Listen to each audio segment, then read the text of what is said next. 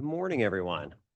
I'm Charles Allen. I'm the Ward 6 council member and chair of the council's Committee on Transportation and the Environment. Today is Thursday, July 9th, 2026, and we're meeting both in room 123 of the John A. Wilson building as well as of the Zoom virtual platform.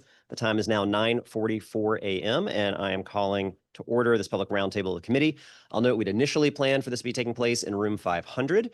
The AV is out in that room, so we need to switch rooms. So thanks for everyone's flexibility. We'll have a little more intimate setting here as well for a good conversation today. Today's roundtable is going to focus on Bill 26-58, which is the Recycling, Refund, and Litter Reduction Amendment Act, commonly referred to as the Bottle Bill. Since the original public hearing on the bill was held by the Committee on Business and Economic Development on October 1st, 2025, as well as in conversations with a wide variety of stakeholders, this committee took the rare step to share a revised draft of the bill that incorporates feedback to try and address some of the concerns that have been raised by local businesses in the industry, while also preserving the bill's underlying and ultimate goal of reducing the number of recyclable containers that end up in trash or in our waterways or other natural environments. Today, we're going to hear again from many of our local businesses, brewers and distillers, distributors, subject matter experts on recycling and deposit programs, legislators from other jurisdictions, and environmental groups to receive additional feedback on this revised draft, which has been circulated to witnesses as well as posted on the council website. Because not everyone has actually gone and read that, let me briefly outline where the revised draft differs from the introduced version. There's three major categories for the changes that we have considered in updating the legislation. First, in order to reduce burdens on retailers, we adopted the recommendation from the former CBED committee to exempt all hotels, restaurants, bars, and retail establishments with less than 2,000 square feet or with on-premises consumption from the requirement to redeem containers on site. We also capped the number of containers that may be redeemed at 250 per day, also consistent with CBED's recommendation to help address and prevent fraud, which is also the approach that's been taken in Connecticut's bottle law. The committee also struck language that would have increased the bottle deposit after 5 years if redemption targets in the bill have not been met. Second, to lower fees for small distributors, including brewers, distillers, and wine importers, the revised draft exempts all distributors that distribute less than 2 million containers from paying registration fees into the stewardship program. And distributors selling between 2 million and 10 million containers per year would pay less than a cent per container. These entities are exempted from paying into the bottle program like our larger distributors. However, small distributors must still register their products in the program, and the committee looks forward to testimony from our smaller distributors on whether this still creates a significant burden or not. Among the other changes, the committee has also included language to ensure that communities and businesses will be guaranteed to have access to container collection across the district, to allow bids and other nonprofit entities to partner with the bottle program, and clarifies how large redemption centers will function as a part of the program. Now, witnesses today were limited by invitation, but members of the public are still encouraged and are able to submit written testimony using the council's hearing management system at lims.dccouncil.gov/hearings. I want to turn to colleagues for any opening statements they have before I call our first panel. So we have the lead author of the bill, Councilmember Brianna Nadeau, who's joined us, and I want to turn to you, Councilmember Nadeau, for any opening statement you have. Thank you so much, Mr. Chairman. Thank you for convening us today. It is an honor, actually, to be here at this roundtable because this bill has been such a labor of love for so many of the people in the room here, and your stewardship of it, pun intended, is so important at this critical juncture. DC has a litter problem. Rivers, streets, sidewalks, alleys, yards, and everything has a cost. Disposing of a product or its packaging has a cost. In the case of beverages with disposable containers, there's a huge cost, and it's been paid by taxpayers. As chair of the Public Works and Operations Committee, I've learned in great detail just how much the district has to budget to clean up litter. By some metrics, we spend more money per mile to clean our streets than any other city in the country, and 80% of that litter is comprised of beverage containers. 617 million bottles and cans per year are distributed and sold in the district, and we are paying for every single one of them. And it's no wonder that the big beverage industry doesn't want this bill. They don't want to pay for the cost to clean up the mess they create. They're throwing everything at the wall. It'll cost consumers more for their beverages. Categorically false. They cannot point to a single study to back that up. Consumers get back every cent they pay for the deposit. Fraudsters will collect empty containers in Maryland and Virginia and bring them by the truckload to DC to redeem them, even though the legislation includes clear solutions to that issue. This is the same industry that fought off a proposed bottle bill in the 80s by scaremongering people, saying the people would get AIDS from the bottle redemption. Disappointing? Yes. Surprising? No. In fact, the fact is that it is these large national corporations themselves that are fighting. The fact that it's them fighting tells you everything you need to know. There are no consumer-focused groups telling us this will harm consumers, because it won't. No good government folks are worried about fraud, because in the 10 states with bottle bills with more than 90 million residents, a quarter of the US population, it just doesn't happen much at all. What does happen with bottle bills? More than 80% of the litter on streets, in parks, public trash cans, and our rivers disappear almost overnight. People who struggle to find other work find a new way to earn side income, cleaning up on our public spaces in the process. An entire industry of small entrepreneurs appears, ready to haul away empties for businesses because there's an economic incentive for them, and because it makes the challenge of collecting and returning containers for grocery stores, small retail stores, restaurants, and bars so much easier. Churches, high school theater clubs, softball teams hold bottle and can drives, raising money for their organizations and making it easier for households to easily get rid of their containers if they don't want or need to get their deposit back for themselves. People who have lived in states with beverage container redemption look at this debate and wonder what we're even talking about. I grew up in Michigan, which has had bottle and can deposits since 1978. It was just a part of life. We'd pay a deposit on the bottles and cans we purchased, throw the empties in a bag in the mudroom, and from time to time bring them back to the grocery store and get our deposit back. I don't want to dismiss the added requirements. Businesses will have to adjust some aspects of how they operate. And it is why we have worked so hard in our bill and now in this committee to make adjustments and exemptions to accommodate these realities. So I once again want to thank Councilmember Allen and his committee staff for their deep dive into the legislation and for the changes they've proposed. And I love them all except one, but it's a significant one. There's a provision in legislation, as we introduced it, that triggers an increase in the container deposit when the redemption rate drops below the target in the law for 2 years in a row.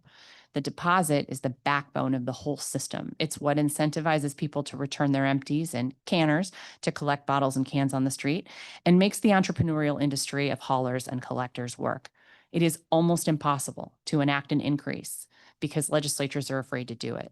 In Massachusetts and New York, the deposit is just 5 cents, and they've never been able to successfully raise it since the implementation in the 70s and 80s. Redemption rates that were over 80% have dropped to 34%, and it's not working anymore. And that's because every time someone suggests an increase, the industry comes out swinging again and again. So we must make sure that there's a clear and evidence-based process for actually increasing that value. Otherwise, this law will die by attrition. The bottom line today, though, is that a bottle bill will remove a significant amount of litter from our neighborhoods and parks and the Anacostia and Potomac rivers. The cost of beverages will remain the same. Fraud will be minimal, especially when the industry sets its mind to making sure of it because they have the incentive. Thank you, Mr. Chairman. Thank you very much. I appreciate it. All right, we're going to call our first panel of witnesses. I do expect that we'll have other members that are going to join us over the course of the day. We'll make sure we give them time for an opening statement as well. So let me call our first panel. This panel is going to be a combination of folks that are here in person as well as online. But we have Kirsty Pecci, the Executive Director of Just Zero. We have Representative Amy Sheldon, who's the chair of the Vermont House Committee on Environment. And I believe that Representative Sheldon may not be joining online at this exact moment, but we will, whenever we get Representative Sheldon back, we'll make sure we include her. We have Jenny Farrell, who's the Committee Director of the New York State Assembly Environmental Conservation Committee. Brendan Williams-Keith, DC Association of Beverage Alcohol Wholesalers. Mary Donovan, economist with Elevated Insights Group. And Jordan Cotton, CEO and co-founder of Cotton & Reed.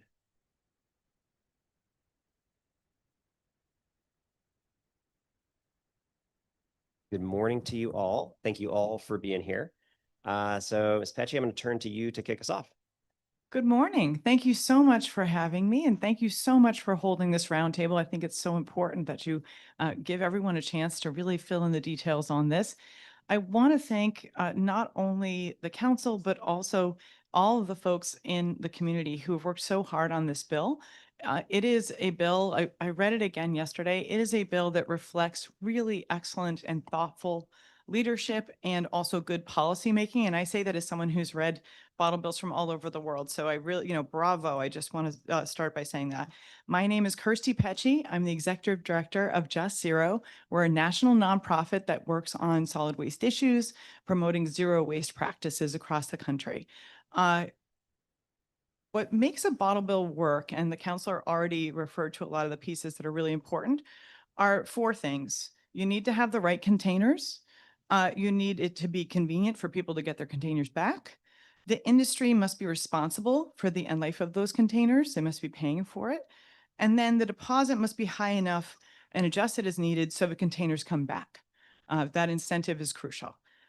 This bill is excellent. It will set up an amazing system that is not only smart, but it's really a fair system. And a lot of the changes that were recently made, especially make it very fair. However, I do want to call out that the original version, coming from Councilor Nadeau's office, had a lot of fantastic ideas in it too. And it's really just an excellent, excellent bill. Very quickly, glass, plastic, and aluminum, when sorted, are actually recyclable. So it's really important that we can include all the beverage containers. Many states refer to only soda or another, or soda or beer, for instance, like we have in Massachusetts. That's problematic. You want it to be based on the containers, and you want it to be nips to 3 liters the way this one is, the small little liquor bottles all the way up to 3 liters. Fantastic job there.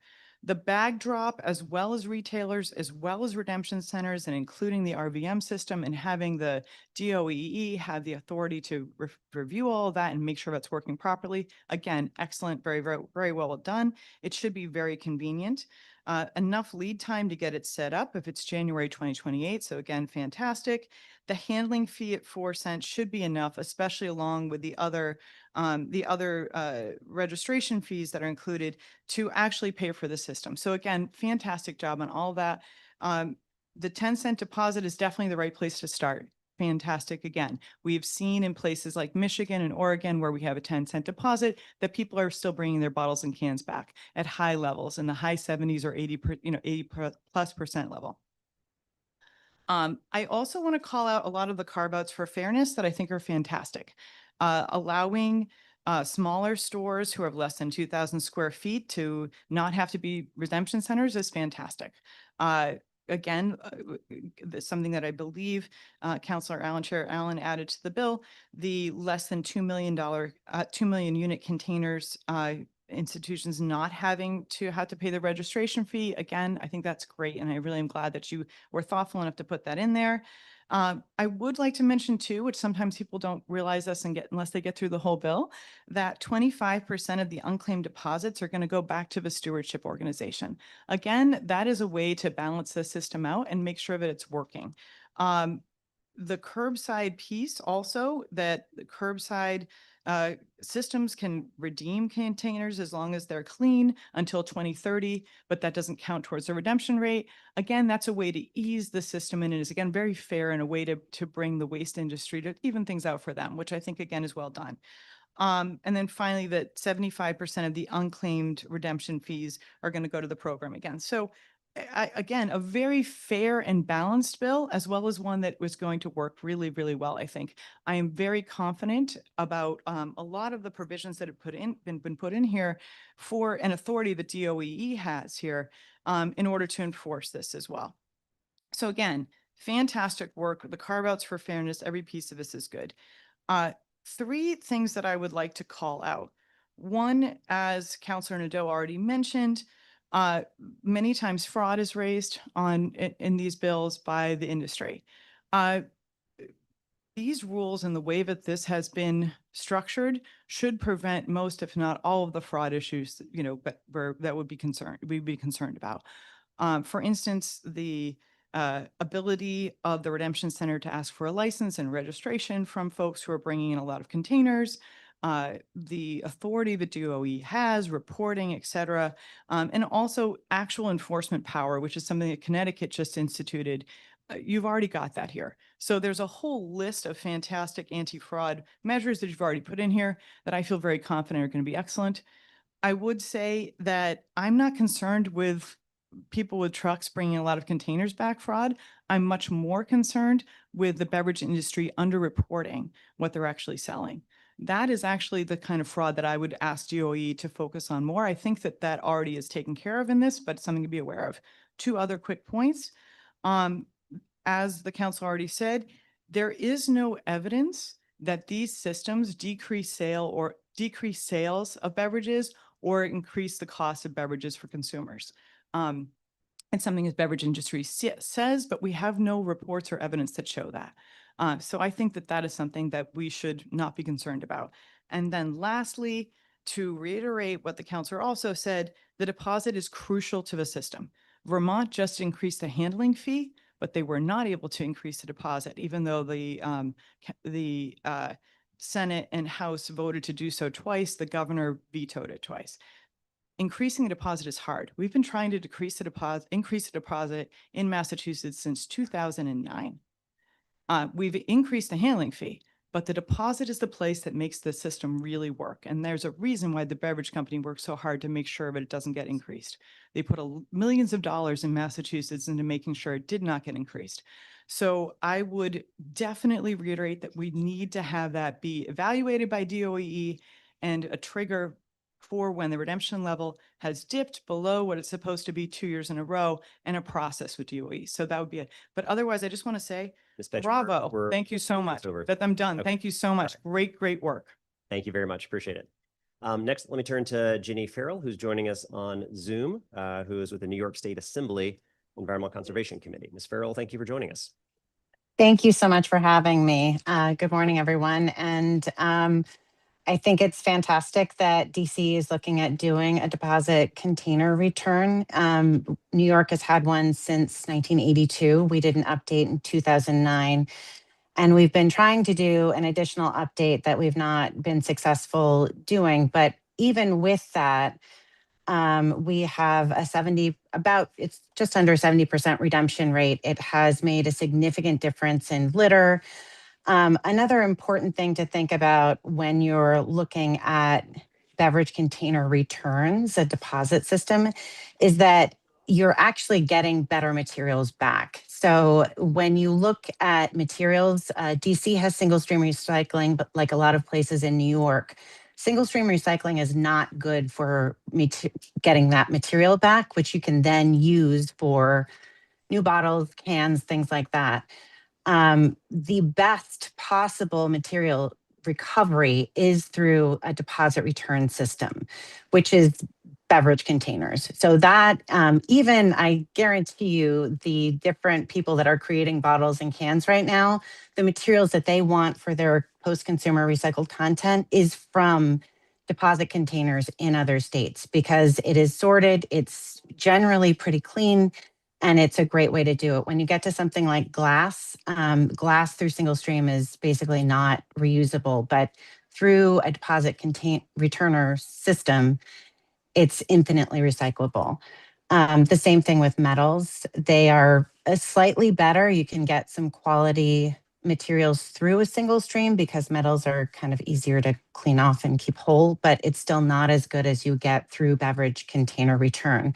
And that's part of the cost savings for this, because if you think about it, how much does DC spend in solid waste? A lot of beverage containers go directly into solid waste when you don't have a deposit on it. I would assume that there's no landfills or incinerators in DC itself, so you have to export all of those at a tremendous cost. That is just removed from the entire system. So not only are you cleaning up litter, you're also saving the constituents of Washington, DC a lot of money in solid waste. The cost, there hasn't been any data that has shown that costs have gone up for the consumer. Packaging costs on a whole, when it comes to the product, are usually about 4% of the cost of the product.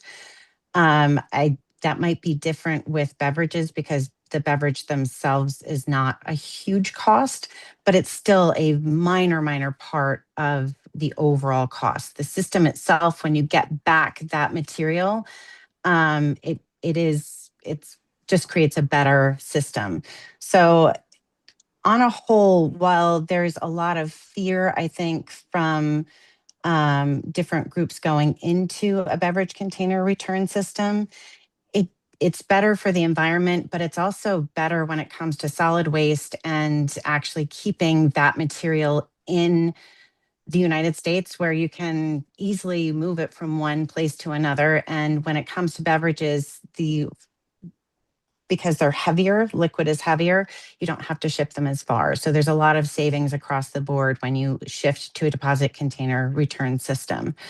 I will say the 10 cents is smart. I wish we could move to that in New York State, because every state that has moved to 10 cents has an over 90% return rate. Other states with a 5 cent hover between like 60 and 70%. So that's definitely a great thing. And it also helps create, we have a whole system of people that rely on returning containers for their job. That's what they do. And it's all part of a really great system. So thrilled that DC is looking at this and moving in this direction, and happy to be here. Thank you. Absolutely. Thank you very much. And I know you're on Zoom, so if you're able to hang in there for a little bit, we'll come back with some questions in just a little bit. Next, let me turn to Mr. Williams-Keefe. Good morning.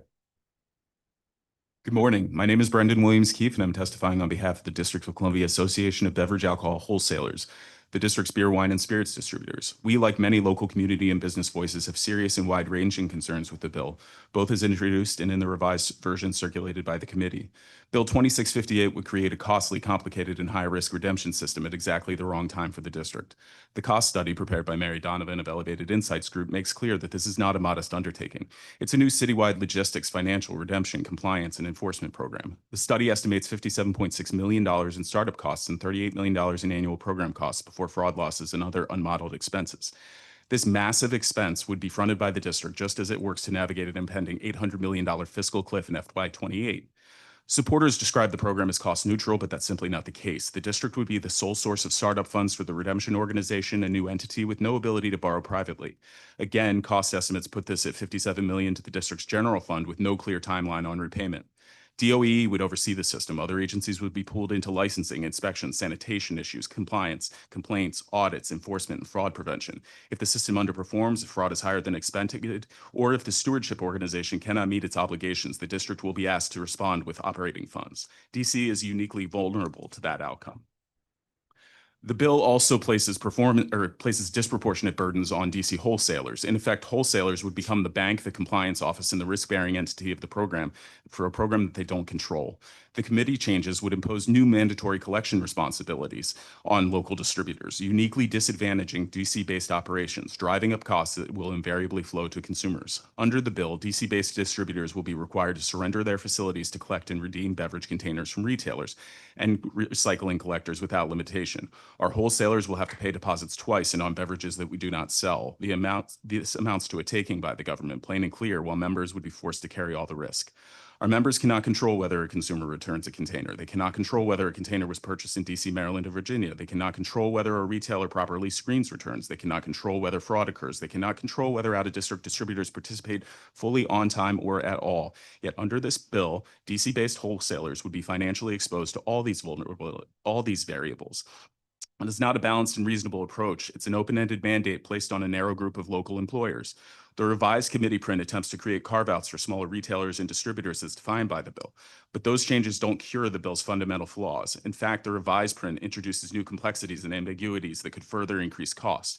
Section 104C, for example, appears to require that a, quote, retailer, redemption facility, or other person, unquote, be reimbursed for handling fees without clearly defining who those, quote, other persons are or how duplicative claims would be prevented. The language could turn handling fee reimbursements into an open-ended cost driver, allowing multiple parties to seek payment for overlapping container handling activities.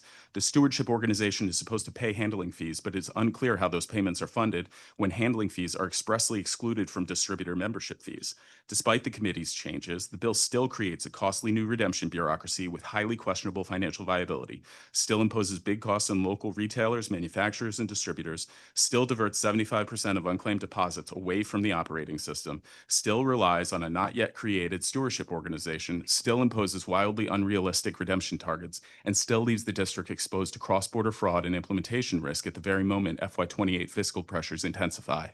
Meanwhile, critical services remain underfunded and dependent on contingent revenue. Those programs serve residents facing eviction, young people at risk of violence, and the public workforce that keeps the district running. So the question for the council is simple. Should the district be mobilizing tens of millions of dollars to build a new redemption bureaucracy that harms local businesses and drives up costs at the register for district residents? Or should that capacity be directed toward the services residents urgently need right now?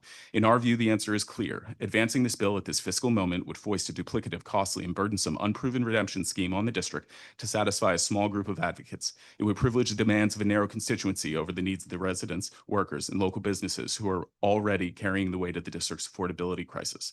For these reasons, DC-ABAW respectfully urges the committee not to advance Bill 2658. Thank you for the opportunity to testify. Thank you very much. Next, Ms. Donovan, we'll go to you.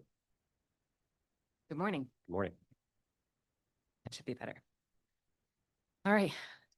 Councilman Allen, members of the council, thank you for the opportunity to be here today. My name is Mary Sorry to Donovan. interrupt you. Could you pull the mic just a little closer? We'll make sure that it picks you up. There you go. Usually I talk too loud, but not today. You're just All right. right. My name is Mary Donovan. I'm an economist and managing director of Elevated Insights Group. I authored a study on the costs, risks, and impacts of this bill. So thank you for the opportunity to be here today and to share the key findings of our study and also comment on some of the amendments in the new bill that was recently released. The bottom line of this bill is straightforward. It will create a costly system with significant fraud, liability, and solvency risks. More specifically, our research found that the cost of the proposed system is substantial. Now, you know this, but let's talk about what this requires.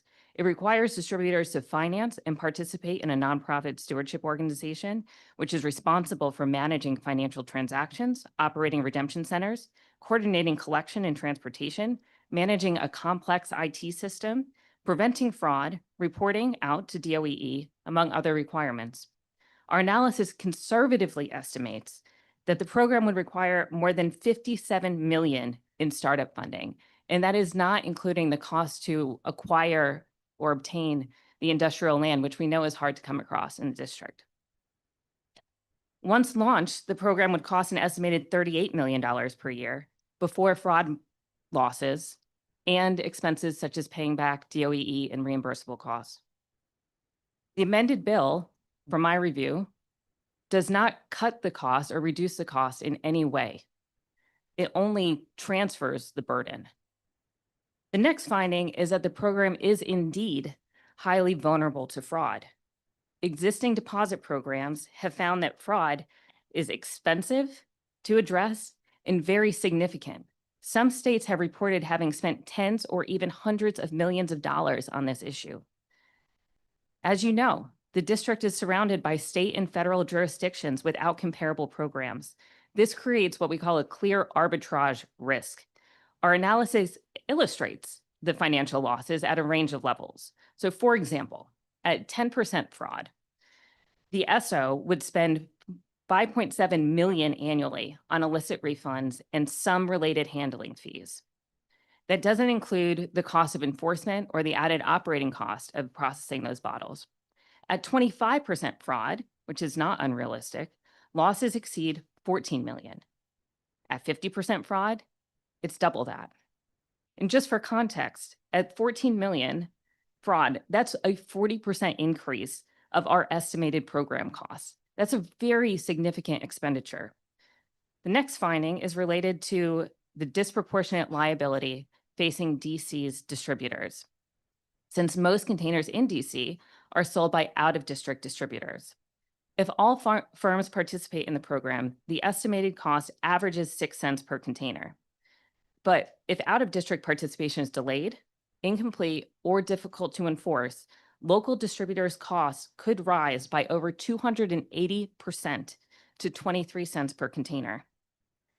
The amended bill also requires DC's distributors to essentially become collection sites, which increases the cost and adds to the logistical and financial complexities of the system. These expenses could significantly compress or eliminate the profitability of DC's distributors. The fourth finding is related to solvency. The SO, the stewardship organization, faces a real risk of insolvency, and that risk increases as fraud rises and distributor participation declines. The SO needs enough revenue, reserves, and retained unclaimed deposits to cover its expenses, including operating costs, refund obligations, handling fees, debt payments, and fraud losses. And our analysis shows a meaningful probability of insolvency, even under relatively favorable conditions.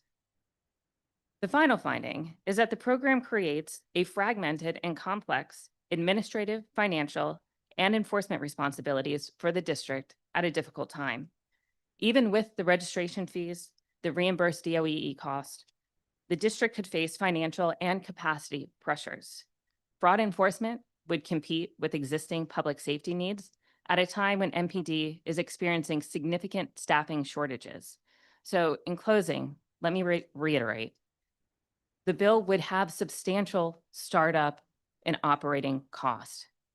There is a big risk of fraud. There's also a solvency risk. The bill finally places disproportionate financial pressure on DC-based distributors. I'm happy to answer any questions about our research, and thank you again for the opportunity to share it today. Thank you very much. All right, and last on this panel, we're going to turn to Jordan Cotton, who's the CEO and co-founder of Cotton & Reed. Good morning. Good morning. My name is Jordan Cotton. I own and operate Cotton & Reed Rum Distillers in Ward 5. We've been producing rum in DC for 10 years now. First, I want to say that I support the overall goals of the legislation. Cleaning up the streets in my neighborhood would definitely be a good thing. As a small beverage producer, I have a few notes on implementation, though, that I would love to share. First, for just a little bit of context on how the spirits industry is set up. So a tiny handful of producers are responsible for about 95% of the volume in the spirits industry. The thousands of small distilleries like me that have popped up around the country in the last decade, 2 decades, kind of fight over the remaining scraps there. Any regulation that imposes kind of a fixed burden across the board on producers of whatever size disproportionately burdens us because we don't have, armies of compliance people to throw at problems. We have me, who already has too many problems. To that end, I have a couple different issues that I want to talk through in the bill. First, and most importantly, I am very much in support of and appreciate the exemption from the registration fee that is in this draft of the bill for producers under 2 million containers. From the spirits industry standpoint, which is all I can speak to, that threshold would set the burden at those large producers who are responsible for the bulk of those containers and waste. Very much appreciate that. On the UPC point, I appreciate that there's an option and that's set up as kind of an incentive to provide a district-specific UPC. But depending on what the change in that fee is, depending on if you go for that, would have a really big impact on what our ultimate decision would be if that's applying to the registration fee as opposed to the stewardship membership organization fee, which was not clear to me from my read. So would want to have a better understanding of how that works. The stewardship organization membership is one that I do have an issue with. All of us tiny producers that each of whom are rounding errors in terms of the number of containers out there constitute the vast majority of actual organizations that would be members of the stewardship organization. So the stewardship organization would spend a lot of time, money, effort chasing around tiny members who, account for almost no containers out there on the street. So I would advocate if there was an option to look at stewardship organization exemption for small producers as well, because one, that's a compliance burden for us, reporting burden, and it's not clear in here what the actual monetary burden would be as well. But from the organization standpoint, you'd be chasing around a lot of little guys like me. Let's see.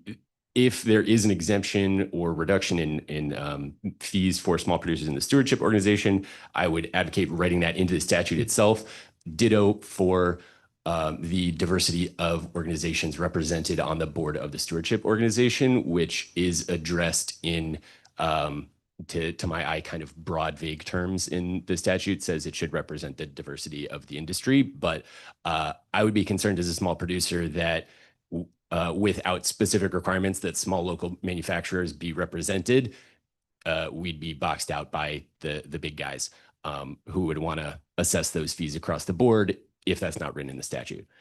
And let's see. That addresses most of my big issues with this. So appreciate it, everybody. Absolutely. Thank you very much. And then, Mr. Houghton, I don't think we had your testimony submitted yet. So if we could, I'll because get you that have to good you. recommendations there, if we can make sure we get that as it's submitted to the committee. Definitely. All right. Fantastic. All right. Thank you, everybody, for your testimony. Let me dig in for a little bit with some questions here. I might kind of follow and track and order the way everybody testified. So, Ms. Petch, let me start with you. One of the largest concerns that we hear about bottle deposit programs overall is saying it's an added cost for both customers and small retailers. Are there economic studies that you're aware of that confirm the cost of beverages are higher in states that have bottle bills? Absolutely not. Container Recycling Institute, Susan Collins, and Reloop did a study looking at whether sales decreased, which is a slightly different, but looked at whether sales decreased after deposit return systems were put in place around the world, or if the deposit return systems changed or evolved or were modernized, if there were changes. And sales did not decrease. And there is the reason for that is that there's no correlation between the systems being in place and an increase in the cost of beverages. Beverage industries, as we heard from New York State, the beverage industry's costs and how they set the cost for beverages is complicated, but it has more to do with the guy on the next shelf is doing than it does a small fee like this. And the packaging is a very small part of the cost overall. Remember too that I was recently in a meeting with a large beverage producer in Massachusetts, and they told me, as we just heard from New York, that they get a cent back for the materials for the bottle bill. So again, the actual value of the material, because it's so clean and because it's kept separate, is also another cost center. So we do not know of a harm to the beverage industry. And then also to this gentleman's point earlier, the beverage industry is made up of whales and then tiny goldfish. The big companies can handle this and should be the ones, to his point, that are paying for most of the system. Yeah, I guess part of what we have wrestled with, and we have tried to reflect that in the revised draft, and that's why we have the hearing today to keep getting this type of feedback, is using your whales and goldfish. Whatever we do for our local brewers, local distillers, the smaller companies, they don't have the same whale-like ability to spread out costs or impact. So that's why, for example, trying to carve out the exemption on the stewardship fee. So I do believe there's a distinction from our smaller producers than the big ones. And I think that as we keep tackling this and as we hear the feedback today, we will continue to have to think through strategies that make this system work, but also not create an undue burden that then has to rest on the smaller folks that just don't have the same bandwidth. And Mr. Cotton kind of touched on that about everything from compliance officers and staffing to overall costs, right? So that is a reality, I think, and we're going to wrestle with that. I think you've done a good job at trying to thread that needle, but I would say, and again, you'd want to look at the numbers and talk to DOEE about this for a minute too. But I would say that I am not concerned about the small distributors and producers paying into the system. I think it's important to have their containers included. So that the containers say it's part of the redemption system, because you don't want to confuse consumers. You want to make sure that people aren't thinking, oh, wait a minute, is this beer a local beer or a nationally produced beer? You know, you don't want them to think about that. So all the containers should be in the system.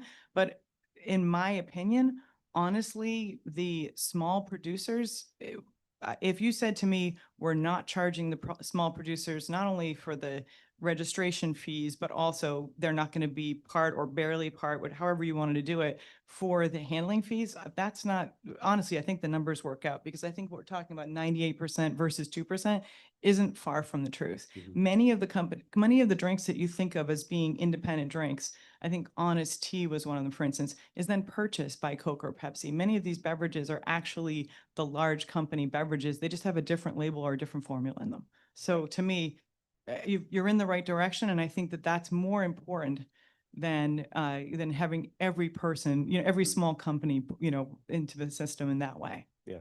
Well, let me kind of, if I can pull you in, Mr. Cotton, on that. This morning, I live 4 blocks away from Union Station. So this morning, as I walked from my house to jump on Metro to come down here, I decided, let me count how many bottles and cans do I see on my 4-block walk. It was 26 on the ground. Not a single one of them was Cotton Reed. You know exactly kind of the types of bottles and cans that I'm seeing, right? None of them were our local producers, but that was 26 in just 4 blocks. And that is an experience you're going to see all over our city, with just bottles and cans all over the sidewalk. And I think we all have an interest in getting that type of litter out, because we are going to pay for it in the river. We're going to pay for it with our solid waste. We're going to pay for it in so many other ways. But let me just pull that thread a little bit more, though, Mr. Cotton, about how best do we try to distinguish between our smaller producers, which I want to support and continue to grow that part of our economy that we have. At the same time, I do think there's a reality that if I'm collecting my bottles and my cans at home, I'm going to come back to our redemption center, there is at some point a burden that I put on me, the consumer, to say, all right, well, if I do a total exemption, then, okay, this can of water or beer or whatever it is, this one I can go return, but this one I can't. I'm concerned that we would ultimately have the consumers have a really hard time navigating which ones do I put in, which ones do I not. I mean, you'd have to ask people to track which brand they're drinking and to know if that triggers or not. But what are, especially as just one of our local and great, but smaller producers, what are some of the other ways that we need to think about the difference between you and, as you highlighted, the other 95% of the market? Yeah, that's a great point. It would be a challenge for people to try and sort through that at home. And I'm certainly not an expert on how these programs work. I just know what I'm dealing with all day, every day. Yeah, in terms of how to think of us versus others, I think sometimes there can be a tendency to think of alcohol brands a little bit monolithically, certainly from the way we get approached to sponsor various things.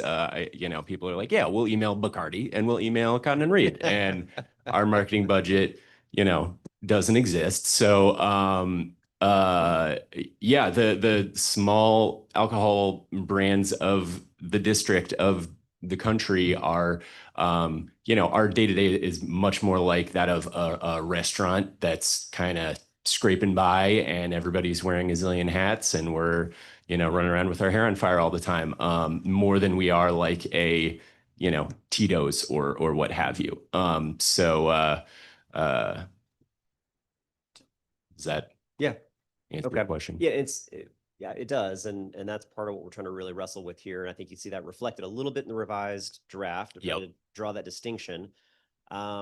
But I also know I'll likely hear more feedback over the course of the day around other ways to help distinguish between smaller and local brewers, distillers, and how we distinguish that through a policy. I'm going to come back for a second round because I'm already out of my 8 minutes, because Ms. Donovan and Mr. Williams-Keefe have some questions for you as well. But let me turn to Councilor Nadeau for a round of questions, and then I'm going to come back with a second round after that. Oh, apparently my mic's been on this whole time. Oops. Good. Good thing I wasn't muttering to myself. Thank you so much to this panel for your testimony. Truly appreciate it. Some of you have been involved with this for years now. So appreciate all your participation. Ms. Pecci, can you talk about what's happening to redemption rates in Massachusetts? How much have they dropped and why? So the redemption rate started off high in the early 80s. Even 10 years ago, it had gone down to about 67%, so about, close to 70%. And now we're in 34, 32%. We also never included all the beverages to the point we were just talking about. It's much better for the consumer if all of the beverages that are in glass, plastic, and aluminum of certain sizes are included, regardless of whether you have the producer pay into the system. And that coupled with 5 cents just not being worth what 5 cents is worth now has made us the lowest redeeming state in the country for a bottle bill. It's still the best recycling system and program in Massachusetts, as far as not only quality of material, but how much material we're getting back.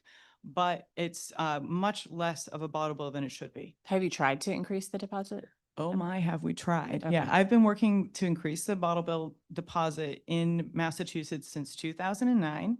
There was a ballot initiative in 2014 in which the beverage industry spent about $10 million opposing the ballot initiative. Lobbyists have been working on both sides throughout. It's been a battle royale. And quite honestly, if the bill had been drafted to include all the containers in the first place and also to have an automatic increase, or our handling fee, again, the part that pays for the movement of the materials, the handling fee is reviewed regularly by our Department of Environmental Protection and has been increased over time. So that works. There's Yeah. no reason not to do that for a deposit. And honestly, I would not know as much about bottle bills as I do now if it weren't for that. But unfortunately, and we've seen this across the country, Vermont, New York, this has been something that's been plaguing these systems for decades. Why do you think that is? Because I understand the resistance to setting the system up in the first place, right? Nobody wants to have to pay for the litter they produce, it seems. But I mean, the companies aren't paying the deposit. So what's the problem with having the consumers pay a different deposit? Why are they so opposed? The deposit is the backbone of a system.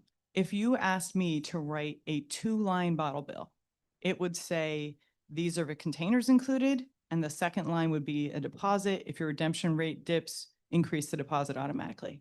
And that would be enough of a system, honestly, to work. Stewardship organizations, fine. There was some discussion of the burden it's going to be on the stewardship organization.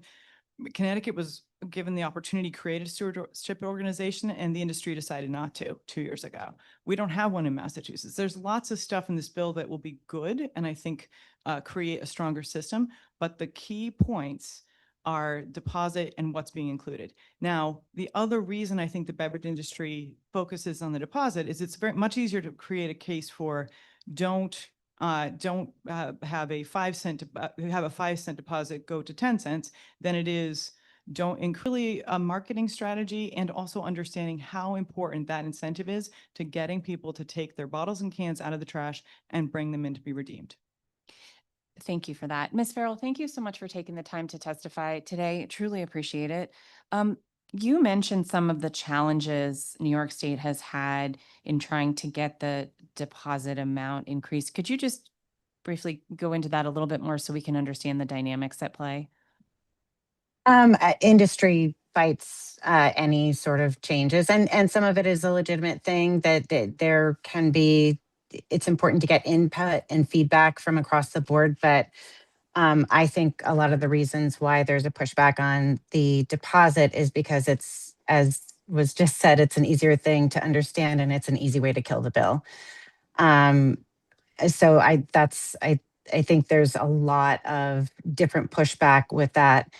When it comes to actual individual legislators, the concerns can be about how people can get back their deposit. So if you are from a poorer place and they're like in New York State, we already have a system. So if it's hard for people to get their bottles and cans redeemed, which it can be in very dense populated places that have expensive real estate like New York City, that can kind of shift the concept where you're concerned that your constituents won't actually be able to get that deposit back. So there are some pieces to that do need to be thought through. But in general, what I would say with cost is if I went right now and grabbed like a Coca-Cola, and compared that cost to what you have in DC, it's probably the same thing, if not even slightly less where I am in Albany than it is in DC. So I don't think that the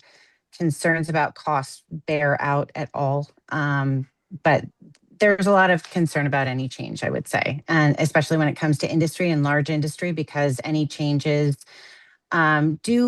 they have to look at a much broader scale. So I think that they are more likely to fight against things because for them, there is a larger cost. Once that initial cost of changing the labeling or things like that is done, I think it changes things slightly, but there's certainly concern about that initial pushback.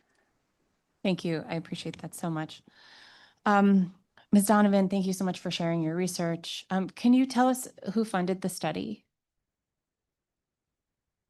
Yes. I think I'm too short for this. My research is my own. The funding for this research came from the DC Association for Beverage Alcohol Wholesalers. Thank you. I appreciate it. Yes. Thank you, Mr. Chairman. Thank you. Ms. Farrell, I'm going to ask you a quick question, and I'm going to turn back to some of our other panelists too.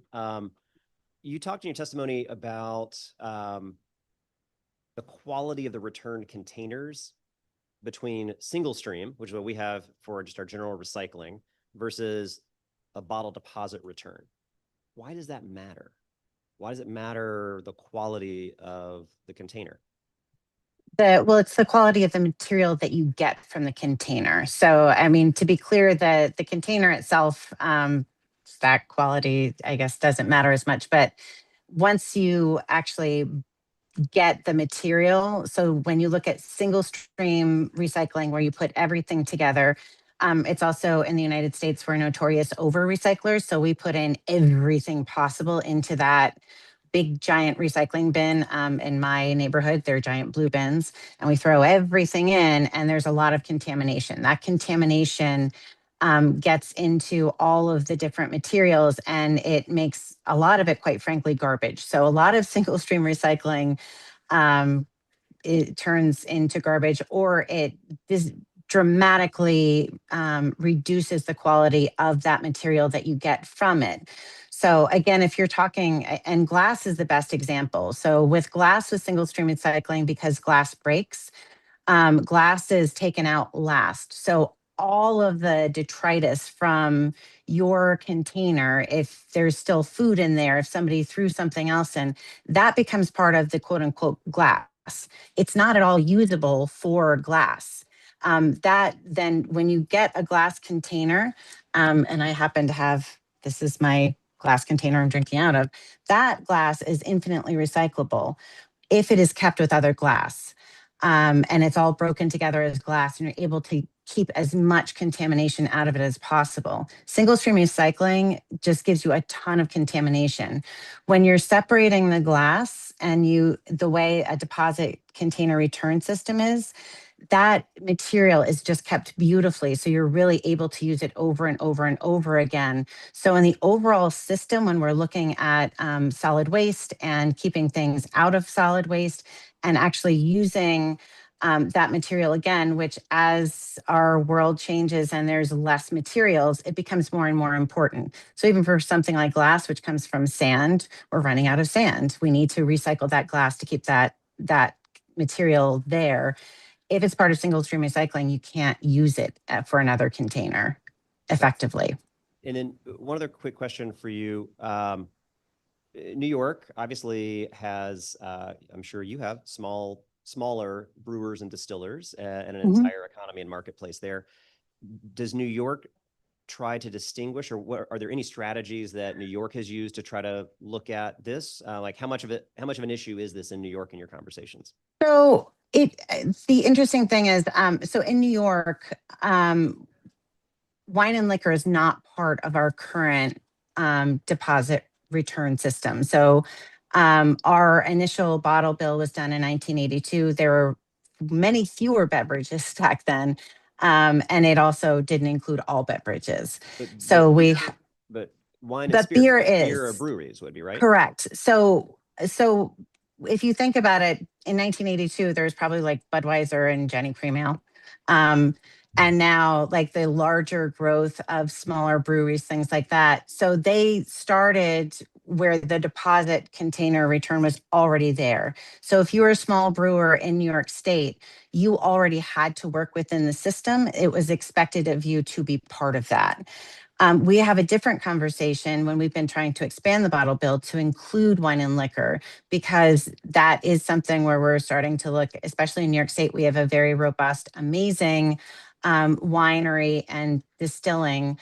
And I recommend everybody try all of it. And but it is a different thing when you're a very small producer trying to figure out how to work into a system that you've never been part of. So it has been a big conversation for especially our wineries, because a lot of them are farm-based wineries.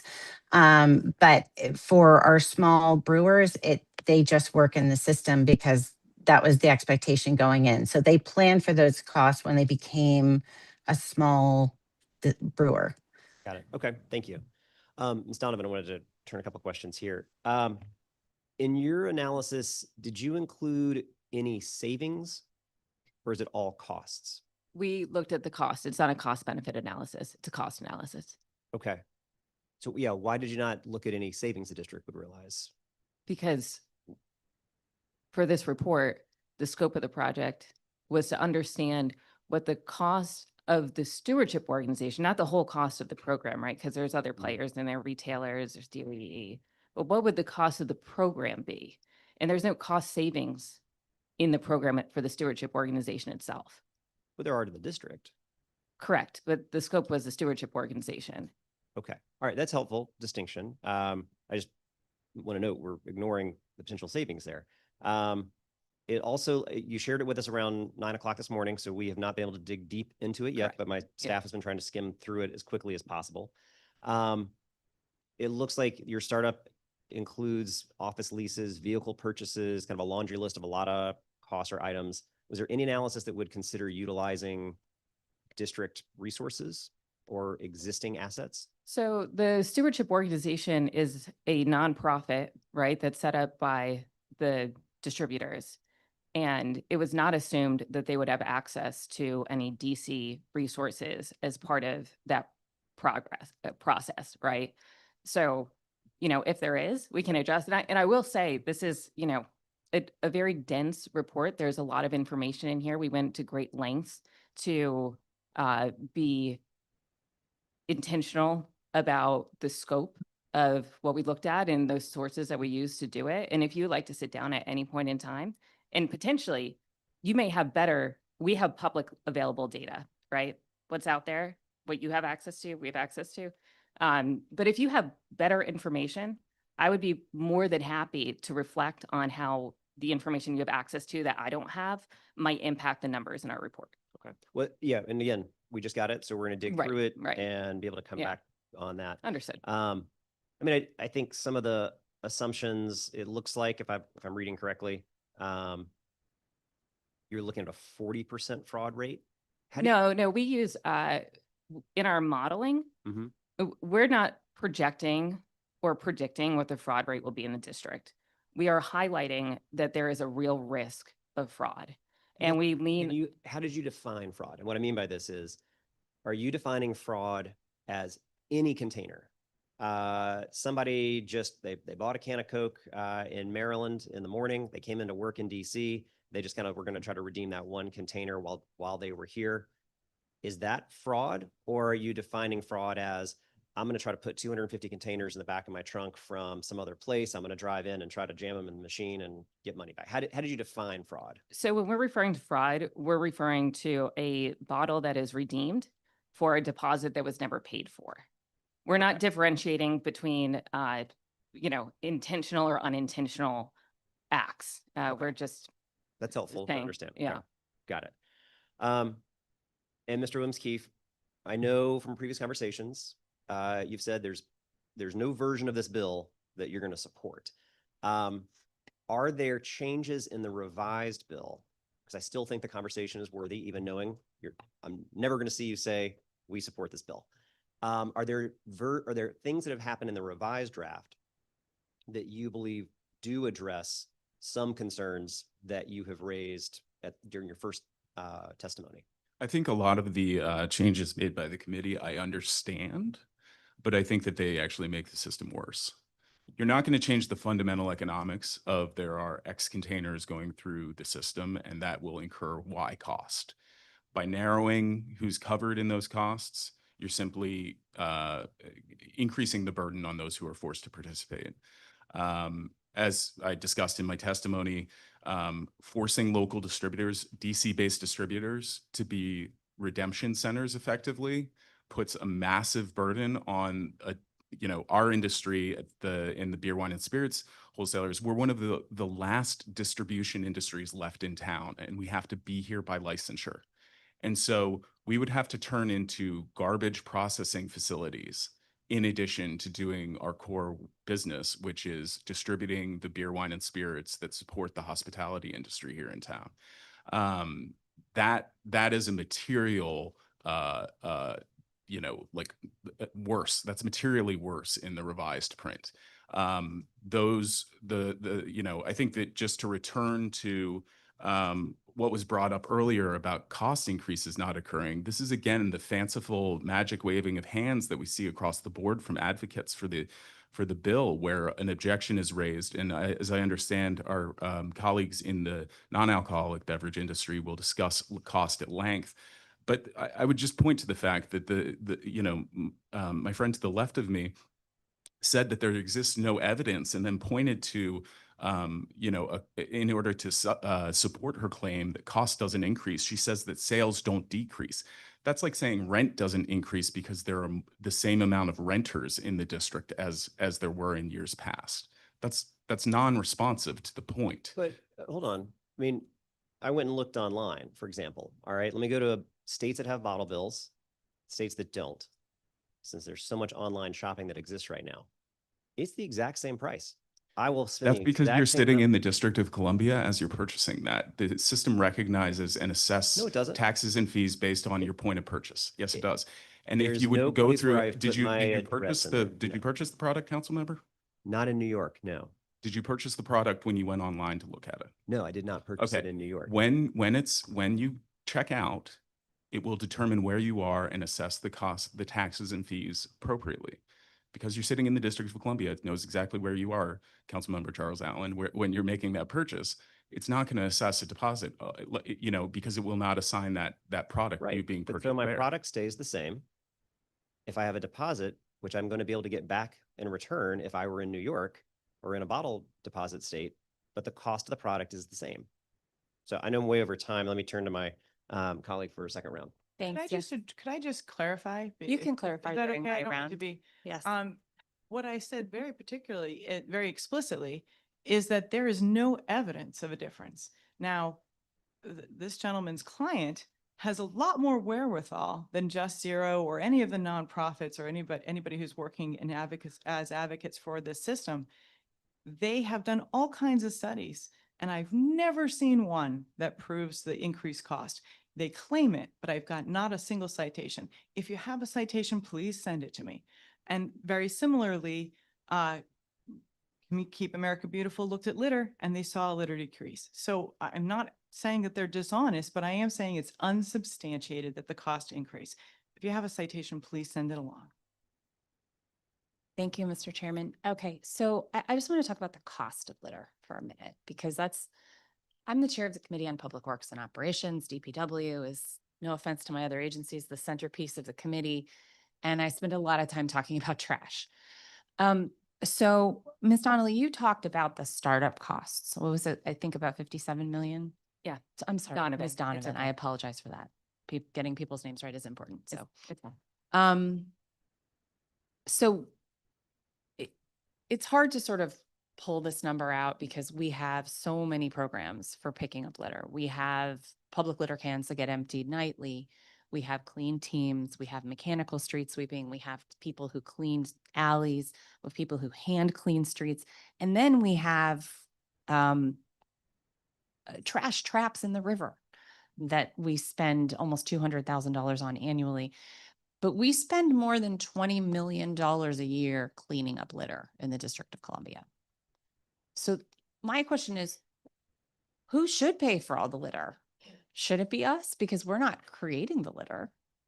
Shouldn't it be the companies producing it? I'm not going to comment on who should pay, but I will recognize that those programs that you identify, you will still have to do. They will still need to exist. You will still have to spend that money. Am I right? I mean, right now it's by volume in a lot of ways because it's manually being done. So I think our clean teams, for example, if they didn't have to spend as much time picking up litter, they could do other things like beautification. I mean, those are good jobs, but I think there's a sense of sort of demoralizing when you clean up a neighborhood and then you get there the next morning and it's already covered in litter. And people who don't get paid to do it, we're not even talking about like all the volunteers who spend their time walking around the community picking up trash. So yeah, I think a lot of us would love to do anything else besides pick up bottles from the ground. Yeah. Okay. Well, I'm just thinking, I mean, my point is really, I acknowledge there are costs to setting up this system. There are also costs to not setting up this system. And the costs we are bearing now are costs to our community, costs to our health, cost to our public spaces, and cost to our taxpayers. So for me, I'd like to shift the burden to the polluters. And I think we can do that with the bill. But I really appreciate you providing the cost analysis for that side because it does put in context the things that we spend as well. Thank you, Mr. Chairman. Thank you very much. I appreciate everybody's testimony today. We'll definitely take a look at that study once we were able to Yeah, dig in deeper happy on to. it. We can follow up with that as well. And very much appreciate everybody's testimony today. All right. Thank you. Thank you very much. All right, let me move to panel number 2 now. So I'm going to call up Steve Carnes, who's the head of sales with DC Brow Brewing, Thor Cheston, who's the co-founder of Right Proper Brewing Company, and Chris Williams, who's the president and CEO of the Anacostia Watershed Society. And we previously had Ms. Ginderson from Seller and Schneider's, who contacted us that she's unable to make it. So we're going to follow up and get her testimony, though, for this panel.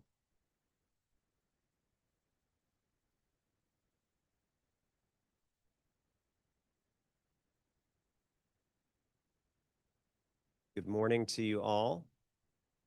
Mr. Carnes, if you're ready, we'll go with you first, then Mr. Cheston after that, and then Mr. Williams after that. If you'll push the button so the red light comes on. Okay. There you go. I apologize. My first time, I thought this was more of a round table, so It's I don't kind of really have rectangular, but you know, it works. testimony per se. But so I am actually the director of operations for DC Brow. So I deal with, procuring materials, filling the cans, and getting them shipped to our distributor. There were some questions that I had, so I don't know if I should wait till the end or about the wording in the bill. What would be helpful, at least in a hearing context, is if you've got questions or issues, kind of flag those. We certainly, I mean, I'm more than happy to also sit down after the hearing as well to kind of go in deeper detail with specific questions you may have. But what would be most valuable is kind of hearing your feedback about either things that are unclear for you, recommendations you have, your feedback. Okay. Thank you. Thank you. So one of the questions is the clarification of a distributor. So in the being part of the stewardship and paying into it, we are under the 2 million container cap, but it doesn't necessarily call out the difference between distributors or manufacturers. We do have a small tap room in Northeast DC, which does have an on-premise consumption license through APCRA. So does that exclude us from on-site redemption? The big part of the bill, and I brought some props, so to speak, so is it being able to adhere to it. So these are printed cans. So this in the lid cost us 20 cents. If we were to have to reprint these, they would cost us a few $1,000s that we feel is a little untenable. This can would cost us, with the label and the lid, the label on the can makes it less recyclable, would cost us 30 cents a can. Not the product itself, just packaging pieces, which is 50% more. So that would add about $75,000 in cost in a given year. We're a small manufacturer.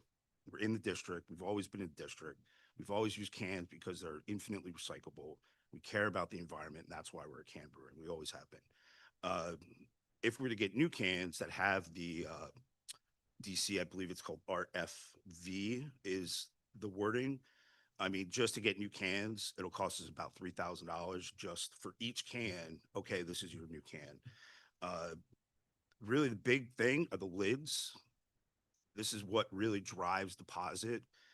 Some of my families work for PepsiCo for about 30 years. And in some research, they only have one different set of UPCs in the United States. It's in New York, and that's through an independent bottler. Every other deposit state that they're in, they use this 10 deposit lid. So as far as you would ask before, what could we do? Either the manufacturer needs to put DC on the lid, or we just use blank lids and we're not part of the system. AKA all the local breweries would have just their UPC, and that wouldn't be at a grocery store. It wouldn't come up as paying deposit.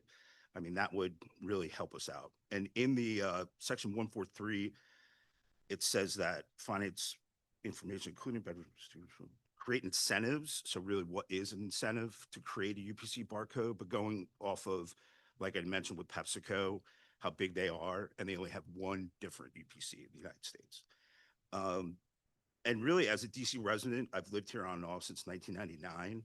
I think the city's done a great job in cleaning the city up. In 1999, the city did not look like it does today. I think that's a fair.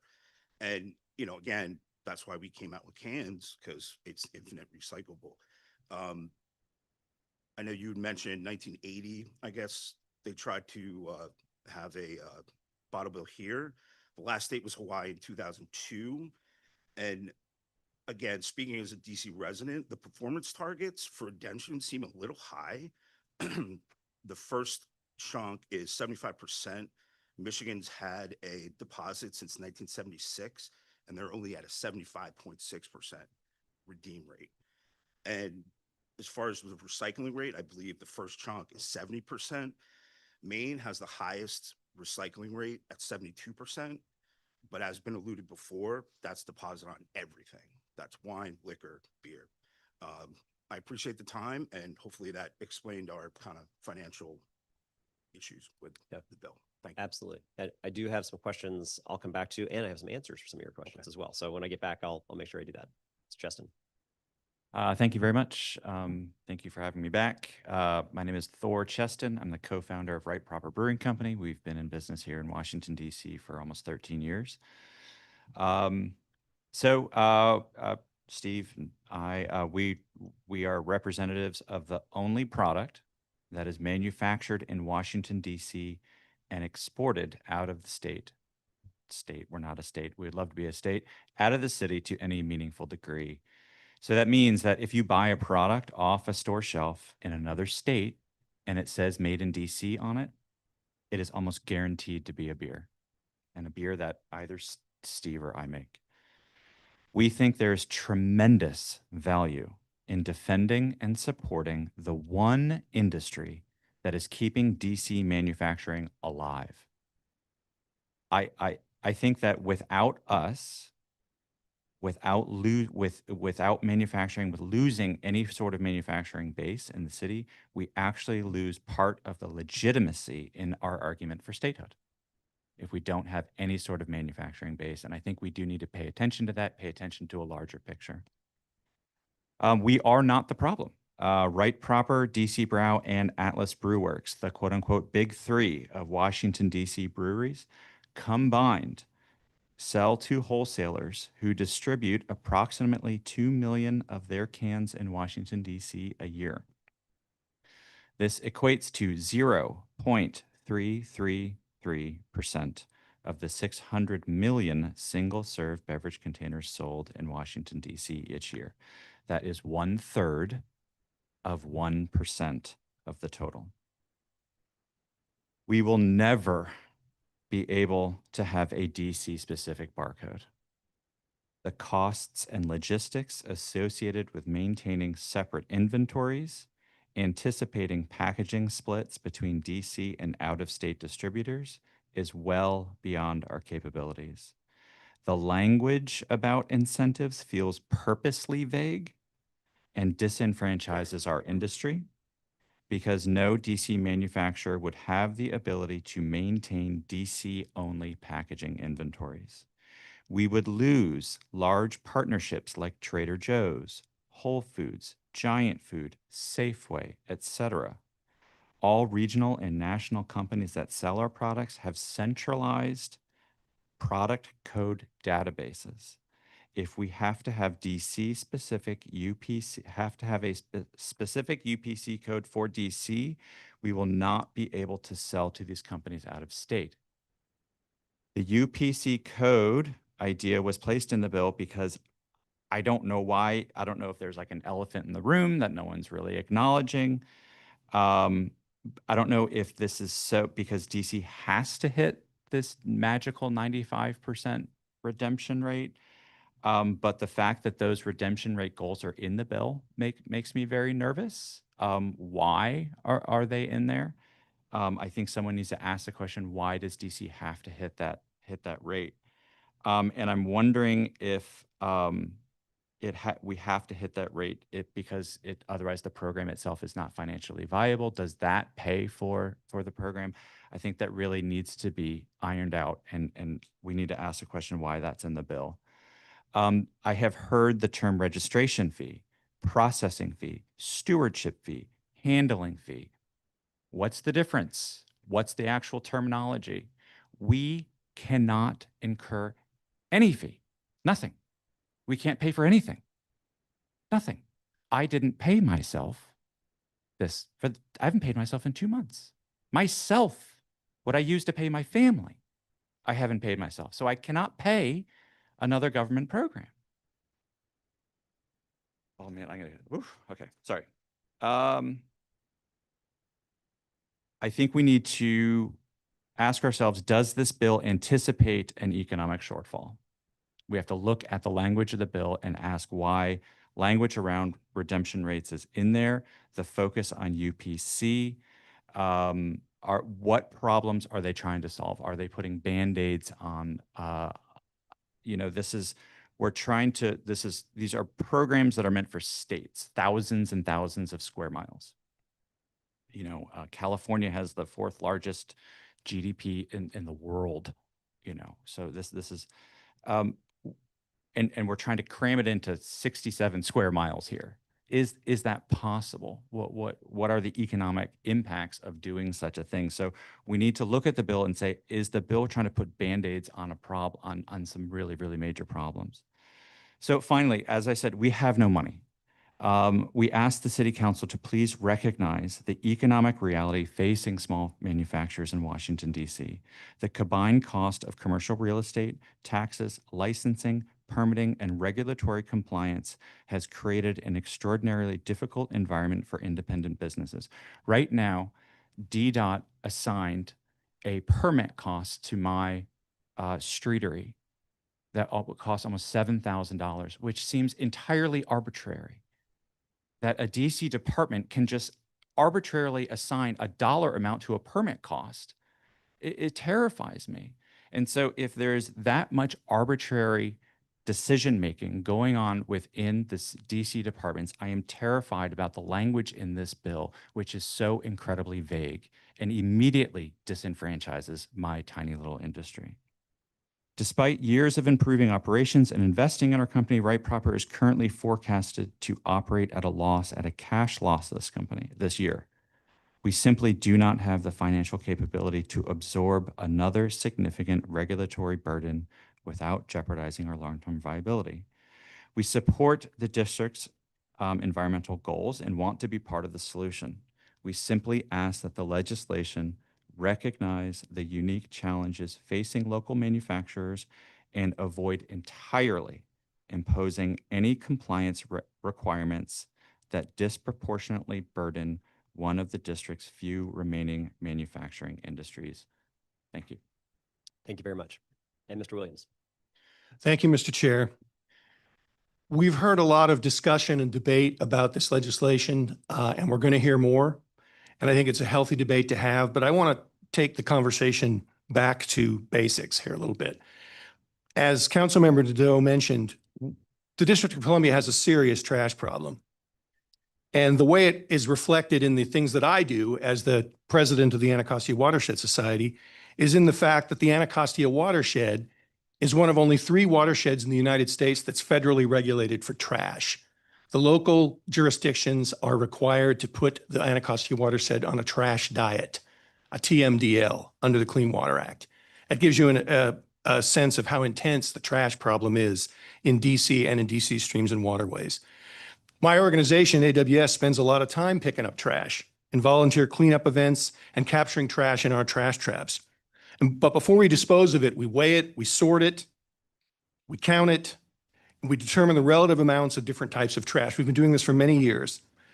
By far, the most common item we find in our cleanups and trash traps is the single-use beverage container, particularly plastic bottles. These bottles and cans pollute shorelines, foul wildlife habitat, and in the case of plastic bottles, present an emerging threat to human health in the form of microplastics as those bottles break down. We've heard that figure, 617 million single-use bottles and cans sold in the district each year. That's 1.7 million per day. And of those, at our current recycling rates, we're recycling about 25% of those. That's 1.2 million bottles and cans per day, every day, straining the capacity of our landfills, producing toxic smoke in incinerators, and littering our streets, parks, and waterways. But we can tackle this problem successfully, just like DC has tackled other pollution problems. The Anacostia River was once considered one of the 10 most polluted rivers in the United States. And DC has taken some admirable, big public policy swings to address this issue and to address the 4 horsemen of the apocalypse of pollution in the DC's waterways: sediment, sewage, industrial pollutants, and trash. In 2013, DOEE created groundbreaking, revolutionary stormwater management regulations to tackle the issue of sediment. The Clean Rivers Project, which is a multi-billion-dollar project, has drastically cut down on the amount of sewage and polluted stormwater that's being dumped into the river. The Anacostia River Sediment Project, which Councilmember Nadeau mentioned, is going to be getting into the water next year and starting to clean up the heritage toxic industrial pollutants that are in the bed of the river. And even in trash itself, a ban on styrofoam, the bag fee law, have significantly reduced trash in the river. But these river restoration programs, they represent billions of dollars of investments in restoring the Anacostia River to health, but they're undermined by not taking bold action to address one of the biggest remaining sources of trash pollution, and that's bottles and cans. In my view, it's time for the district council and the district DC government to take another big swing. And that big swing is this bottle bill. And it's a promising swing.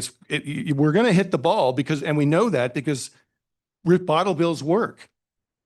Recycling rates are 2, 3, sometimes 4 times higher in bottle bill stage. Beverage container litter in bottle bill states has dropped by 69 to 84%. So it has increased recycling and it has reduced pollution in the environment. And this in turn reduces overall litter in these states by 30 to 64%. Bottle bills work. Imagine these kind of reductions were benefiting DC streets, DC parks, and DC streams. It would be an absolute game changer for pollution in the district. So I urge you, Mr. Chair and members of the committee, to take another big swing and report favorably on B 2658, the Recycling and Refund Litter Reduction Amendment of 2025. Thank you very much. Thank you very much. I appreciate it. All right, let me dig in a little bit here. So Mr. Carnes, thank you very much for your testimony. Couple of quick answers I can give for you. So with the revision that we have, for example, it makes clear for your site with the on-premises consumption, that would mean that you are exempt from being a redemption center. So we'll give you that certainty there. One of the things that we're also looking at, so this morning, as I was on my way in, I was like, let me go run down and check my fridge real fast. And I pulled out one of my DC Browse sitting there. Because I can't remember the percentage that you said, Thor, but I guarantee you, the two of you collectively represent more than whatever it was, 0.0333% of my refrigerator. 1/3 of 1%. So I looked at the top of the can, and you were talking about that. And I've had conversations with Justin Cox from Atlas Brew Works about this as well. So trying to understand your business, right? Because while I want to take the big swing about how do we help reduce litter, trash in our river, in our community, I don't want that swing to knock out my local brewers and businesses. So that's why we exempt, for example, from the stewardship costs and fees. We're trying to think through different strategies to help address those different concerns. I've also learned a lot more about labeling than I ever thought possible. And you live in that world every day. So on the top of the can, I see every state that has a bottle deposit. What would happen if DC passes a bottle deposit? What'll happen is they start manufacturing it with DC on it. So the top that you would purchase, just like the ones you purchase right now, have a California. They have every other state. That will be what happens. So you would not have to create a separate DC demarcation on that, because I think the industry changes based on which states have passed that. Yeah, I can't tell them to do that, I guess, is No, more of yeah, our of course. question as a small business. I mean, I would imagine the manufacturer will, if it passes and Yeah. goes into law. So we also why provide- why the incentive for the DC Sorry, specific I'm- UP? Oh, I'm I'll sorry. come back to I'm sorry. UPC in just Okay. one second. Just focus on that for a second. So I think I have a relatively high degree of confidence that that is kind of what that industry will change. And obviously we have to work on that to make sure. But in the same way, every can you produce has California's redemption on it. It'll do the same thing. We also try, to your point about replacing cans you've already printed. So the lead time on this is so long. Again, meeting with a lot of our local folks, understanding, you're purchasing 6, 8, 9 months worth of cans in advance. So the legislation intentionally creates a very long on-ramp to make sure, because it would be an unrealistic expectation in my mind to say you've already procured a product and spent the money and somehow it goes out the window. So from a replacing that, that's try to be intentional within the time frame here. I mean, really, the lid is key, because Yeah. if it's on the lid, then we don't have to change the can. Right. The UPC will be the UPC. And that's, again, like I said, that's the way Pepsi does it. Agreed. But let's get back to the UPC now.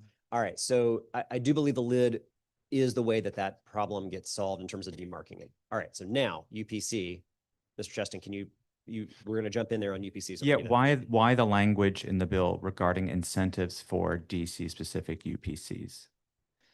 So this is where we're going to continue to spend more time after this hearing getting this feedback, right? So part of what the strategies around UPC is understanding how do we work with both a redemption and how do we know where things are sold. I know from talking with you, talking with others, if it presents an operational challenge, Impossibility. nothing's impossible, but it's a significant. Impossibility. It's significant. It would be very challenging to say, all right, you're going to have to produce a stock of material that can only be sold in one jurisdiction. And it could become so cost prohibitive to do that, it becomes an impossibility. But that would be a very big challenge, and I recognize that. So I'm hearing in your testimony, in the same way we tried to say, let me look at our local DC manufacturers and let's exempt from the stewardship costs. I'm kind of hearing you, but I don't think you explicitly said it, but I'm kind of hearing you say, we think at a certain volume and below, you should just exempt us altogether.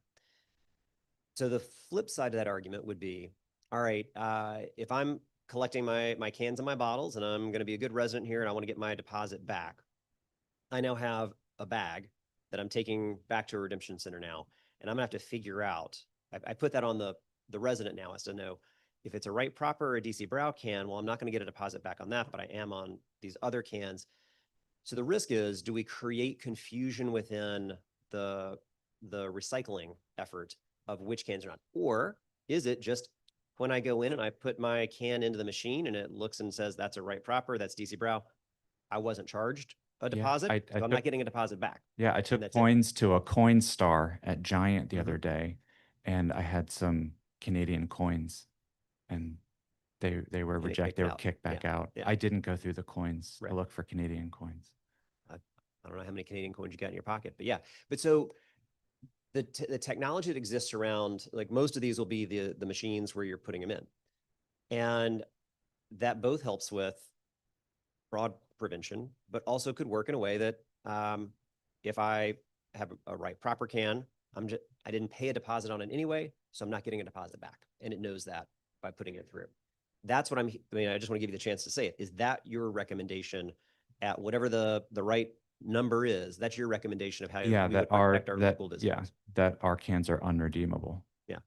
Okay. And they do sell blank lids, so that would cure that issue. So it would have no marking on the can, no marking on the lid. It would just be a blank lid. Yeah, actually, what our best-selling beers have gold lids that don't have any markings on them at Yeah. all. Okay.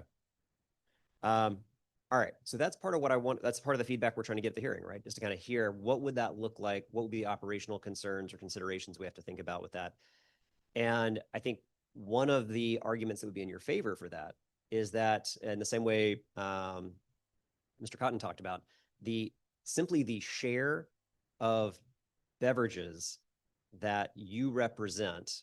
And obviously I want you to keep growing and get bigger and bigger and grow. But the reality is you represent such a tiny fraction of the overall marketplace of beverages that are sold. You're third of 1%. It's a relatively de minimis impact on the overall program, perhaps, is I think what you'd be arguing to me, right? Yes. Okay. We essentially don't exist. You do though, and I like that you exist. Okay. That to me is the type of consideration like we're wrestling with and trying to think through what is a way in which we swing and big, because we know that we can actually reduce trash, reduce litter, reduce pollution. It is clear that that will happen if we were to do this. At the same time, I don't want a big swing where I'm going to knock out something that I greatly value in our city, and I think that we do value in our city, and we want to see continue to grow. So that's part of what we're going to wrestle with.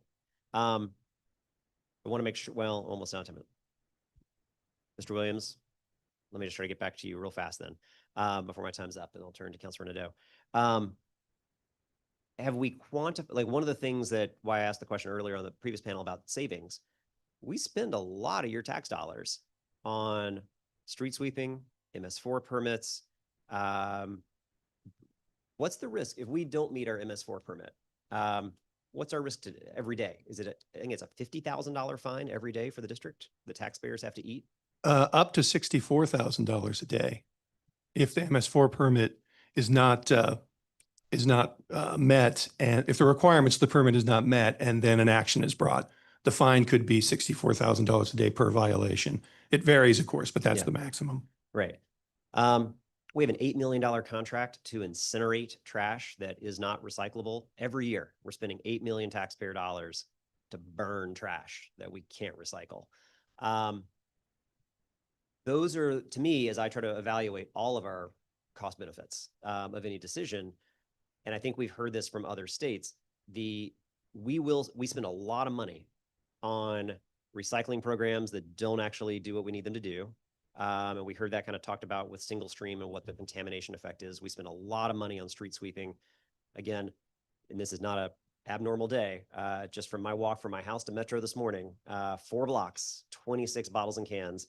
Right. Not a single right proper DC Brow can, just to be clear. But 26 cans and bottles, just on the sidewalk and in the gutter, right? That's 4 blocks. Now magnify that across the full square mileage of DC. Like that is a huge presence and problem. That does put us at risk for our MS4 permit. We spend millions and millions of that. And so there is a savings here to the overall taxpayer as we think about it. But testimony like what we're hearing from Right Proper and DC Brow is exactly why we're trying to think this through.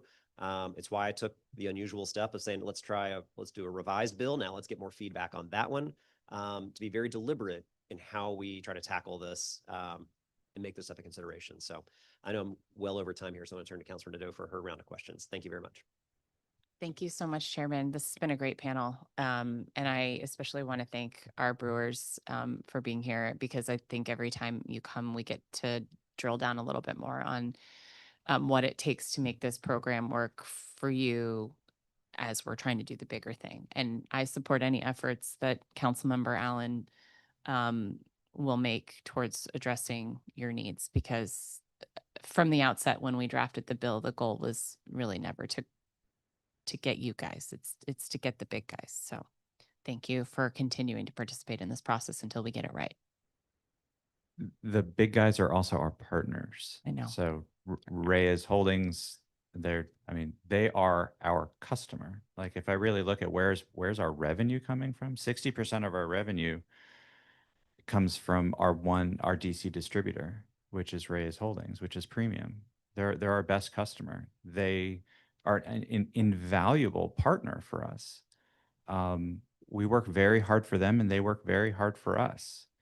And so we can't not support their efforts too, because they provide a valuable service to us.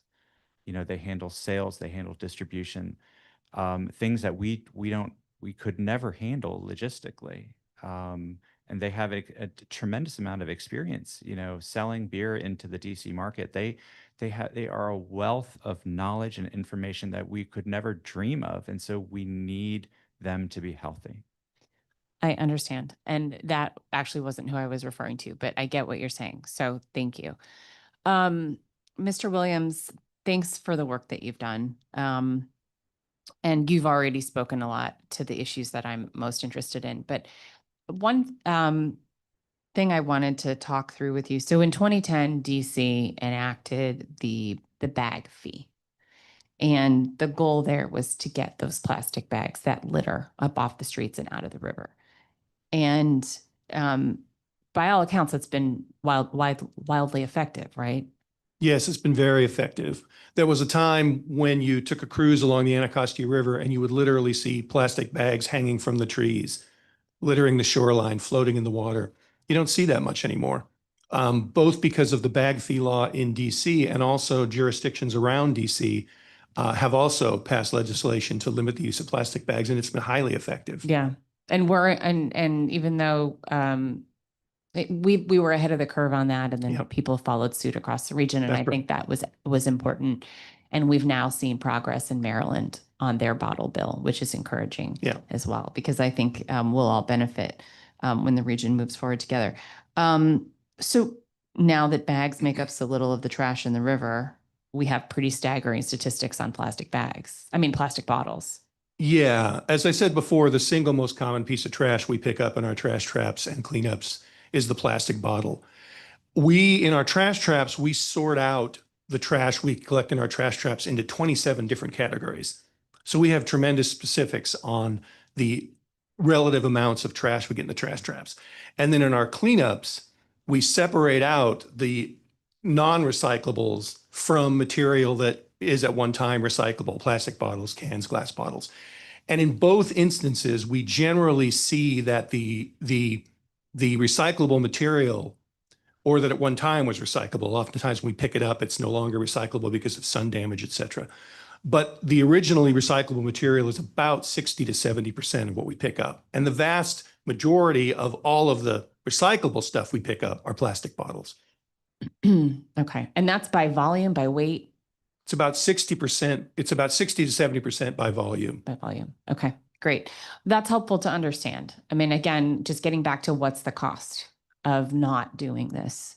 And I mean, the cost is the health of our river, for one. Yeah. Well, you mentioned before that when you were talking about balancing costs, that a lot of the workers in DC who now clean up trash could be doing other things that were constructive if a bottle bill like this was in place. The same is true of my organization.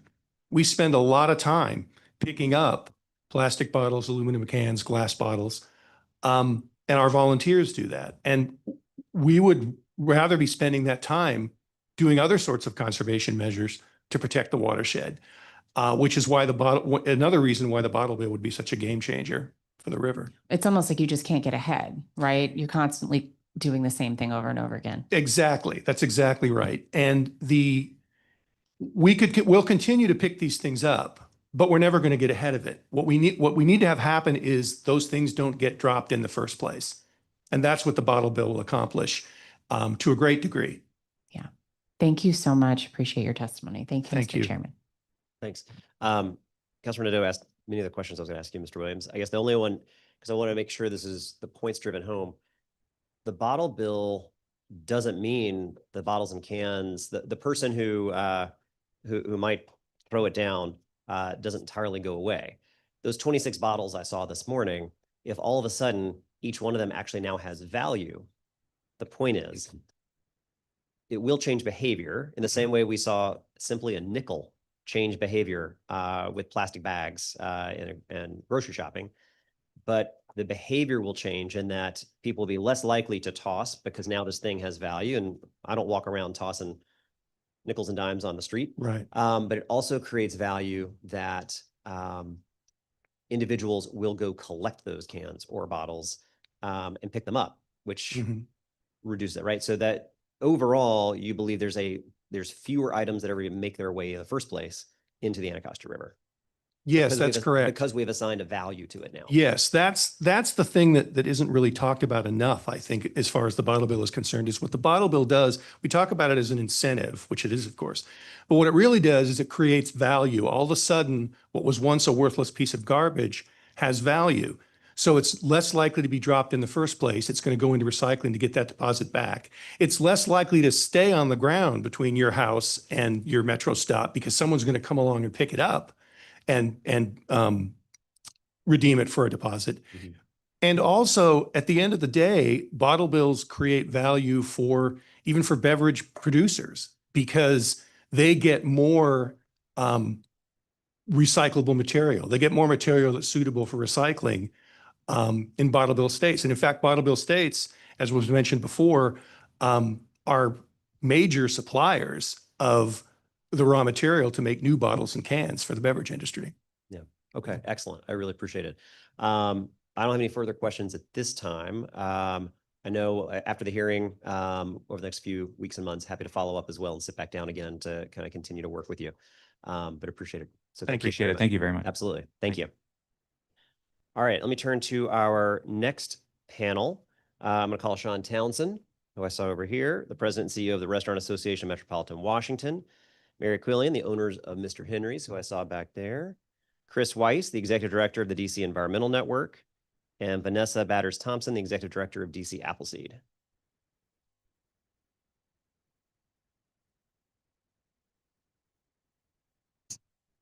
All right. Good morning to all of you. Mr. Townsend, how about we'll let you kick us off and we'll just kind of go right down the line like that. All right, thank you. Good morning, Chair Allen, and thank you for the opportunity to testify today. I am Sean Townsend. I have the pleasure of serving as the president and CEO of the Restaurant Association of Metropolitan Washington. For more than 100 years, excuse me, RMW has represented the neighborhood restaurants, family-owned establishments, local brewers and distillers, and national brands that make DC's hospitality industry so vibrant. RMW and our members share the goals behind this bill. We support reducing litter, improving recycling, and creating a cleaner district. We also appreciate your willingness to work with stakeholders throughout this process. The revised committee print includes several meaningful improvements that respond directly to concerns raised by the restaurant industry. Preserving the exemption for restaurants, hotels, and bars, reducing burdens on smaller distributors, strengthening fraud protections, and improving redemption logistics are all positive changes. We appreciate that the committee listened. However, while the revisions improve the mechanics of the bill, they do not resolve its central challenge. It still raises costs throughout the beverage supply chain, and those costs ultimately fall on businesses and consumers. The bill continues to exempt restaurants from serving as redemption centers, and that is an important protection. But being exempt from operating a redemption center is not the same as being exempt from the cost of the program. Our members would still pay a 10-cent deposit on nearly every beverage product they purchase, and recovering those deposits remain uncertain and operationally challenging. Restaurants would still have to separate containers, store them safely, manage sanitation concerns, and rely on a collection system that has yet to be fully defined. While the revised bill gives DOEE greater authority over collection standards, it still provides no guarantee that restaurants will have a practical way to recover those deposits. The reduced registration fees for smaller distributors are also a positive step, but they do not address the primary cost driver, the deposit itself. The independent cost study by Elevated Insights Group estimates $57 million in startup costs and approximately $38 million annually to operate the program, roughly 6 cents per container sold. Those costs don't disappear. They're passed down through the supply chain, increasing costs for distributors, restaurants, and ultimately consumers. We also remain concerned about the impact on craft beverage producers. While the bill provides some relief, many small brewers, distillers, wineries, and specialty importers would still face new labeling, reporting, registration, and cash flow requirements. Some may decide that the district is simply too costly a market, reducing consumer choice and limiting opportunities for local businesses. And finally, many key operational details, including the infrastructure of redemptions, collection logistics, and implementation remain subject to future rulemaking. That uncertainty makes it difficult for businesses to understand the full operation and financial impact of this program. Of course, we appreciate the improvements made by this committee and the engagement with stakeholders, but we remain concerned that the bill creates a costly new regulatory system without adequately addressing its impact on restaurants, beverage producers, distributors, and consumers. We respectfully ask this committee to continue working with stakeholders before advancing this legislation. We share the district's environmental goals, but we believe that this can be achieved through practical solutions that improve recycling without placing additional burdens on an industry already facing significant economic pressures. Chairman Allen, thank you for your leadership and for the opportunity to testify today. Happy to answer any questions. Great. Thank you very much. Ms. Quillian? Morning. Thanks for having me. My name is Mary Quillian. I was born and raised in Washington, D.C. My family has owned and operated Mr. Henry's Restaurant on Capitol Hill for 55 years. I'm also president of Eastern Market Main Street, so I work with a lot of other restaurants and small retailers, including liquor stores and wine stores on Capitol Hill. So I wanted to thank you for having me, and thank you for taking another crack at this. Unfortunately, the changes actually didn't really address my chief concern, which is how bottles get picked up from restaurants and other hospitality industry. As Sean noted, you know, the keeping restaurants and bars and hotels out of being redemption centers, that was already in the bill and that is retained, thankfully. But the way it's done is by removing us from the definition of retailer. And then later, where you've increased the Department of Economic and DOEE, Department of Economic and Environment, anyway, whatever that stands for. I'm sorry. Environment, energy. Thank you. Environment and energy. Sorry. I They live love with economics, acronyms, right? yeah. All right. Okay. So you've increased DOEE's authority to suggest or govern the stewardship organization, and directed the stewardship organization to work with retailers, main streets, bids, et cetera, et cetera. The problem is the bill specifically removes the hospitality industry from the definition of retailer. That's how it removes us from the burden of being redemption centers. And that's important. We like being a redemption center, that's a non-starter for the hospitality industry. But we still have to have a way to get those bottles and cans, which we've now paid an extra 10 cents for each one of them, back into the system and get our deposits back, if that makes sense. One of the things that should be looked at, and I didn't think about this early enough to ask, but the alcohol distributors, I wonder what % of the bottles and cans they sell into the city go to restaurants and bars and hotels. My guess is that it's not insignificant. And so, you know, when the devil is in the details, and right now the way this is written, technically the hospitality industry does not have to be served by the stewardship organization in picking up the bottles and cans for redemption. And the problem is then I look at that as a business that's been around long enough to see the number of agencies and quasi-agencies, city-operated agencies and quasi-agencies. I now deal with at least 10 different agencies, different portals, different systems, and adding one more to that, where I guarantee you, if it's not spelled out, there's going to be a way that the small businesses get burdened to deal with figuring out a way to get these bottles and cans back into the system, and it's going to cost us. And that's my biggest concern, right?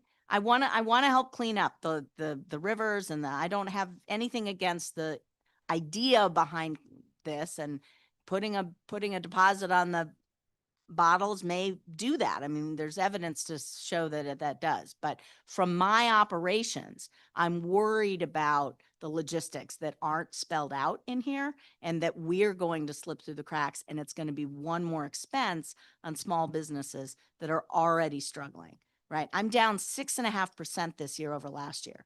And last year I was down over 2024 in sales. So, dealing with one more DC agency, none of whom seem to work with each other, is I'm weary. I'm tired, and that's what worries me about this.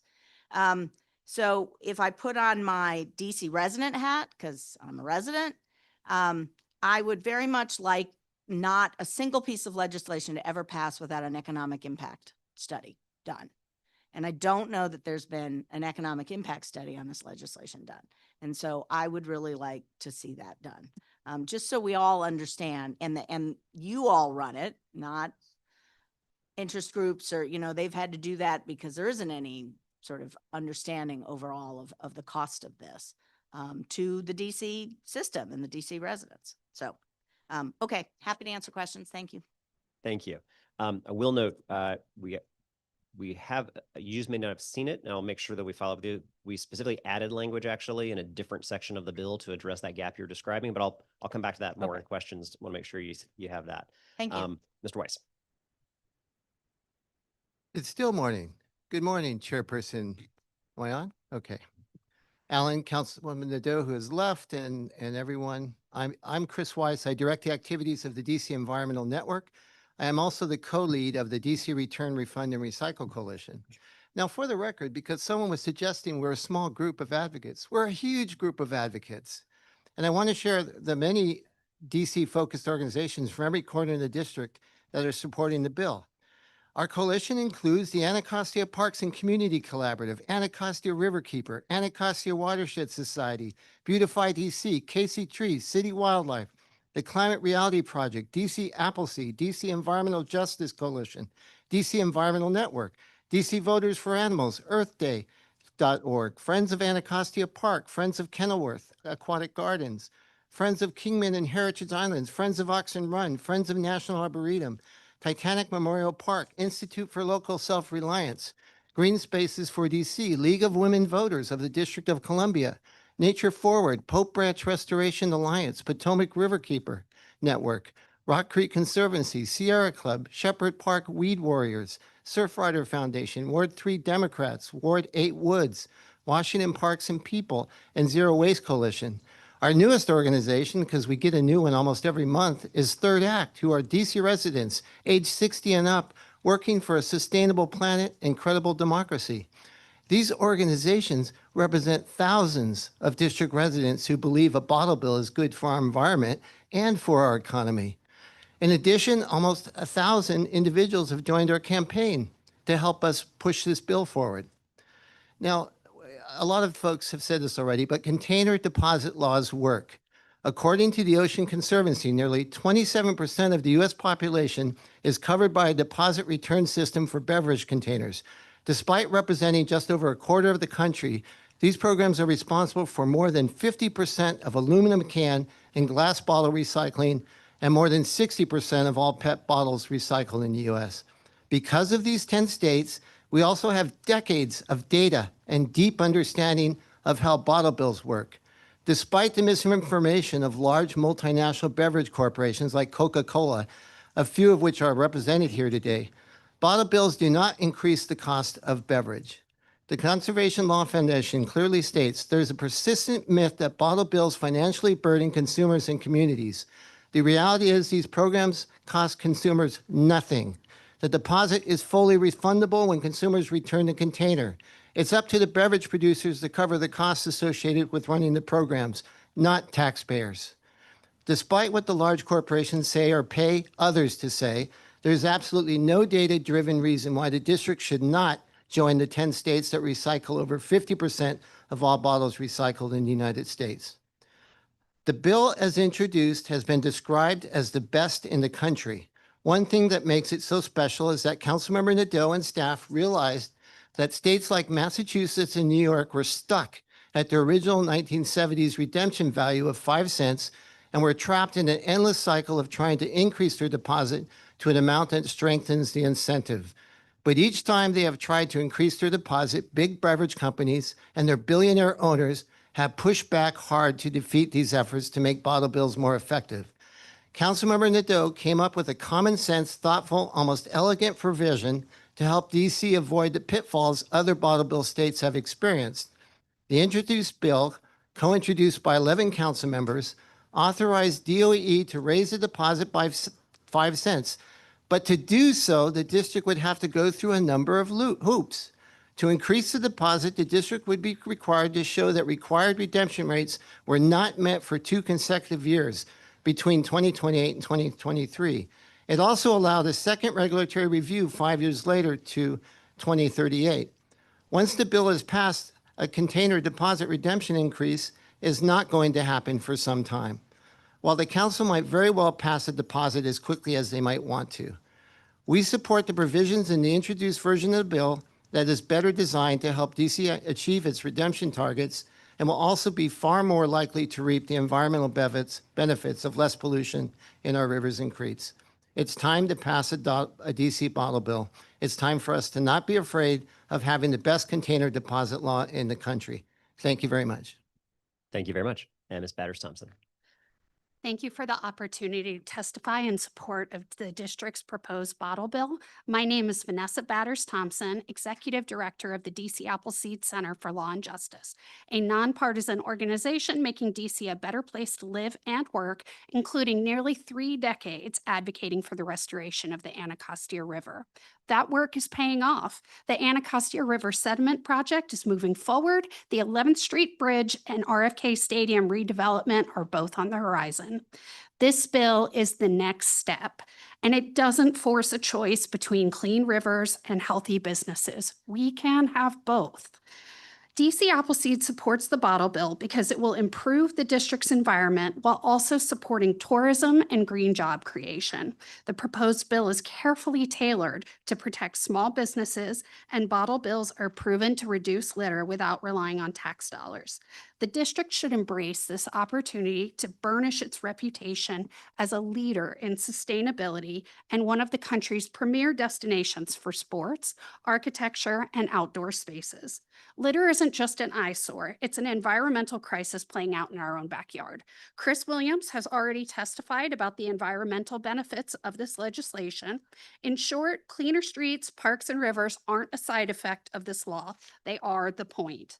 The proposed legislation incorporates best practices from existing bottle bill laws, including a 10-cent deposit proven to drive far higher returns than 5 cents.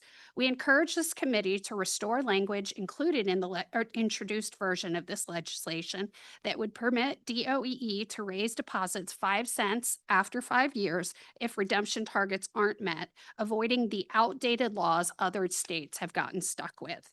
As Councilmember Nadeau stated, bottle bills do not raise beverage prices for consumers. Customers get their 10-cent deposit back upon redemption. A 2011 Massachusetts study comparing prices across 4 states with and without bottle deposit laws found, quote, no discernible effect on the retail price of beverages. The authors of the study found that prices were remarkably consistent and sometimes even lower in bottle bill states. DC Appleseed performed its own limited survey of common beverages, including Diet Coke and water, across multiple states and found the existence of a bottle bill did not impact prices at all, and we did check out. The survey is attached to my written testimony. As Christy Pecci pointed out, neither do bottle bills hurt sales. Market studies find no evidence that deposit laws reduce beverage sales. Rather, sales fluctuate based on seasonal, economic, and competitive factors that have nothing to do with deposits. While addressing environmental and consumer needs, the bottle bill's authors also prioritized minimizing negative impacts on local businesses. During the drafting process, Councilmember Nadeau and her staff engaged extensively with the business community, and that input shaped the introduced legislation. As you know, the committee print further reduces impacts on the business community by streamlining labeling requirements and limiting fees for mid-sized businesses, in addition to exempting small businesses. Reducing litter delivers economic benefits everywhere, but it's particularly crucial in the district where tourism is central to our economy. Within DC, tourism generates $11.9 billion in visitor spending, $2.4 billion in tax revenues, and 114,000 jobs. Litter negatively impacts tourism, particularly around waterways. A study conducted in the Lake Erie region of Ohio estimated that reducing litter in that locale would increase local tourism spending by $217 million and add more than 3,700 jobs to that economy. 94% of Americans agree that litter negatively impacts their perception of businesses and tourism. As the Anacostia Riverfront continues to develop with new dining, shopping, and recreation, a clean river is an economic asset in addition to an environmental one. This legislation will also create new green jobs for DC residents, advancing the Sustainable DC 2.0 plan's goal of growing sustainability and resilience industries. The 10 states with bottle deposit laws show us what to expect. In New York, the bottle return system directly employs over 3,000 people and indirectly supports nearly 2,500 more. In many states, worker-owned cooperatives handle collection and recycling, building an entirely new segment of our green economy. This committee has a clear choice: proven policy backed by data from 10 states and countries around the world that cleans our river, protects small businesses, supports our tourism industry, and creates good jobs for DC residents, all without raising costs for consumers. I urge the committee to report favorably on this legislation, and I would be happy to answer any questions. Thank you for your time. Thank you very much. Thanks, everybody on this panel. Let me work through a few questions here. Mr. Townsend, thank you for your testimony and for recognizing that we made several changes. One of the most important, I know, from the first hearing was just providing the clarity that I think you and the folks you were representing wanted to see around bars, restaurants, hotels with on-premises consumption not being a redemption center. So believe that we have clarified that and you noted that. One of the things we attempted to do, so I'm going to kind of see what your thoughts are here. For a venue that is purchasing, obviously, beverages, the deposit would be paid there at the point of sale. And one of the concerns we heard was, how do we make sure that if I'm a small business, I'm getting that back? Right. So one of the additions that we added in is that the bottle deposit amount are held at the point of sale and they're reconciled within 30 days. And the intent behind that was to make sure there wasn't just kind of this open-ended amount where folks are essentially, you've paid a deposit, but you're not sure when you're getting it back. And again, making sure there's a quick turnaround on that. Do you have any thoughts around that provision, trying to make very clear it has to be reconciled within 30 days to help ensure, again, from a cash flow or anything else perspective of an impact on a small business? I think that, just broadly speaking, Mary is squeezed. She's been squeezed for the past, since the pandemic. And when I say Mary, I'm speaking of the industry as a whole. And so, this is just one more burden. And we view it as a burden because it is one more thing that we have to ensure that we are doing to get to our bottom line that's already thin, right? Like, I know people say it all the time. It's not just a Drake punchline, but the margin is really thin, and we are already working with very little. And so, with that being said, if that is the solution, I'm not sure how many of my members would agree with that. I appreciate you trying to always find common ground, but I'm just not sure. How do we still, like, to Mary's question, how do we ensure, who's picking this up? Who's redeeming it? Are we relying on the operators or the restaurants to go and redeem it themselves, or is someone coming to get it? And I keep hearing this argument that there's no data that shows that this is going to have incurred cost for businesses. But if we increase the labor in a restaurant, that does mean that it's going to cost, right? And so I just want to make sure that that's not lost. And I promise after this hearing, we're going to continue having more conversations and meeting on this till we're all just sick and tired of it. We'll course. we'll keep doing it. Thank you. But I think the idea behind that was, again, trying to specifically address what I think we heard you and others speak to. So I think that's important. Obviously, DC is not alone. A lot of other states already have this. Was curious from your perspective in talking with your colleagues in other states that have bottle deposits. I think the exemptions that we would be carving out thus far in the revised draft are greater than we see in other states. And so I am curious what impact you've had when you talk to your parallels in other jurisdictions. I guess what I typically hear from folks is, yeah, but they've had it there for 20 years, so that's just not a big deal there. Other than that, what are some of the key differences you've heard from other jurisdictions when you talk to your colleagues? Yeah, good question. Connecticut, Iowa, Massachusetts, and Oregon specifically. Full disclosure, I have not talked to anyone else besides those jurisdictions intentionally, because they have some type of exclusion as it relates to beer, wine, and spirits. So I think it, for the most part, it works in those jurisdictions. But we've definitely suggested and recommended that Councilmember Nadeau take a look at those jurisdictions to see if it would be worth exploring the exclusion of wine and spirits. Okay, but is there anything beyond just say let's exclude wine and spirits that you've heard from other jurisdictions? The redemption, like it goes back to the same idea of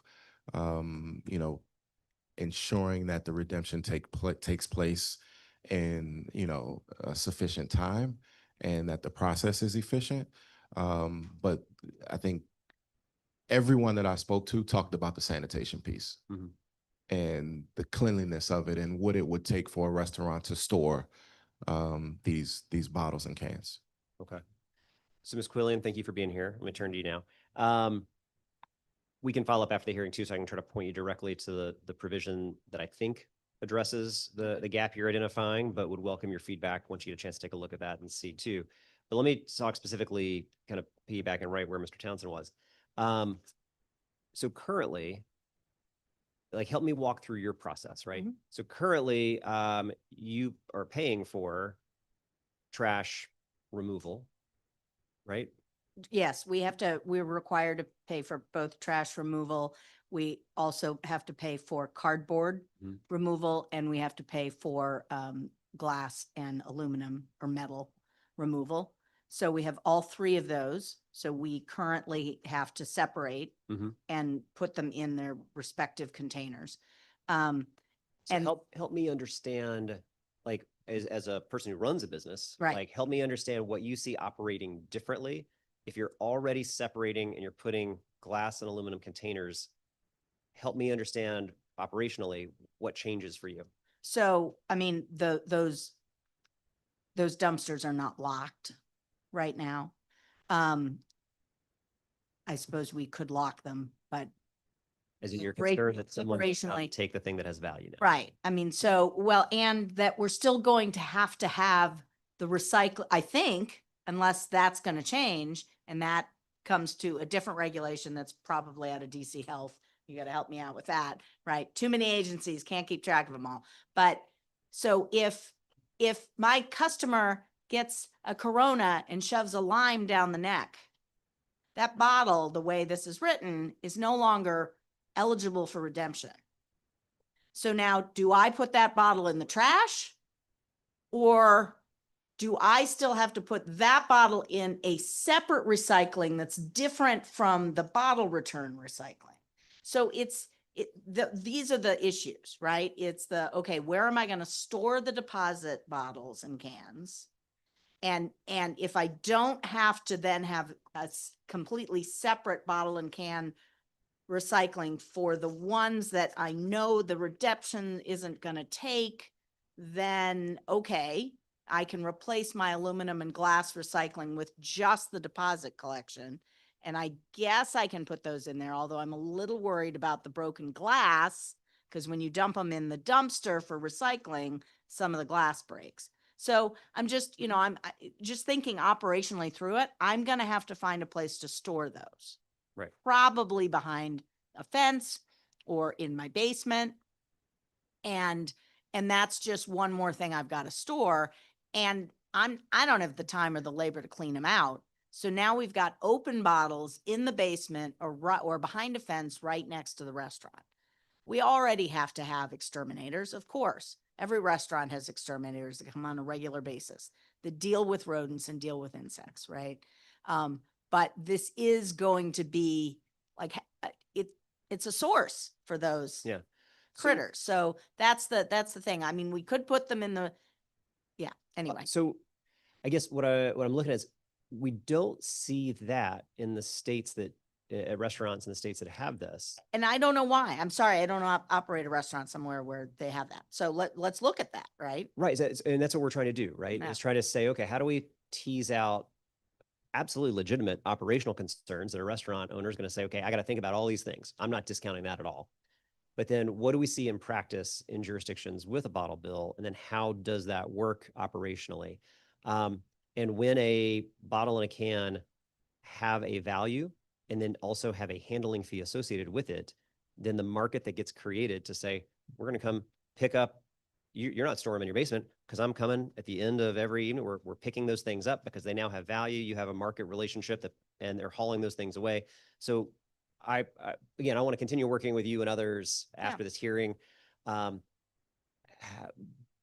Obviously, somebody in New York drinks a Corona with a lime as well. And so how does that work? So those are the types of things we're working on as well to make sure that we answer legitimate questions, but also, fortunately, we have a track record in a whole bunch of other places about how they do this, and we have the opportunity to learn from that too. And I appreciate that. Yeah. And I'm sorry if I missed it. I did have to go through somebody's had to supply me with a red line because I don't have the technology to do the. We will make sure that we comparison, follow up with you and point there. And then also have you tell us, like, if you're like, okay, that addresses it, or if you say, I don't think that's the whole point here. The changes I saw, I did not think addressed this issue, but we can talk on Yes, that. exactly. Mr. Weiss, let me turn to you. One of the things I hear loud and clear in your testimony, and it echoes a few others, is that increasing the value or the bottle deposit amount from 10 cents and in the introduced version, there's a mechanism where it goes up. Mhm. It sounds like There's not a mechanism now, of course, because it's been taken out. that's why I said Right. the introduced version. Right, right. So what we heard the feedback around was, if we need to make a change, you go through the legislative process if we're going to do that. We don't want just the department to go off and make a change. What I'm also hearing folks say is, man, it's just politically, it's hard to go in and make a change. And so other states have kind of gotten stuck a while. So let's say we go back to the introduced version and put that in. DOEE at some point, I mean, they work for a mayor. So how is it any less political to have a department say they may make the change after the 2 consecutive years of declining redemption rates? Because at the end of the day, whoever the mayor is going to face the same political pressures to say, yep, I am increasing this from 10 to 15 cents. How is it any less political or fraught with the pressure points that come with that? You know who really could answer this from experience is Kirsty, and she she at a meeting just the other day, she made a wonderful, and you should bring her back up to talk about that if you can. Follow her, but I got you. So But yeah, I know. I just my experience, I've been working on bills here and working with mayors here since 1998. And, it makes so much more sense to have a process within the agency that has oversight over this program, to have them through some very specific criteria. And again, I believe the way it's written, and maybe I don't have it exactly right. Kirsty can speak to that, but it is very unlikely we're going to have an increase for 5, 10, even 15 years from now. And it might even be safer to leave that decision making to the agency than to have it go to the full council, which could maybe decide next week, if the bill had been passed, to increase the deposit. I think it takes longer than that through the legislative process, of course. But I just have this gut, and again, maybe Vanessa can add to that, but my experience here at the council is I'd rather have DOEE, which is an amazing, very respected agency that we've built.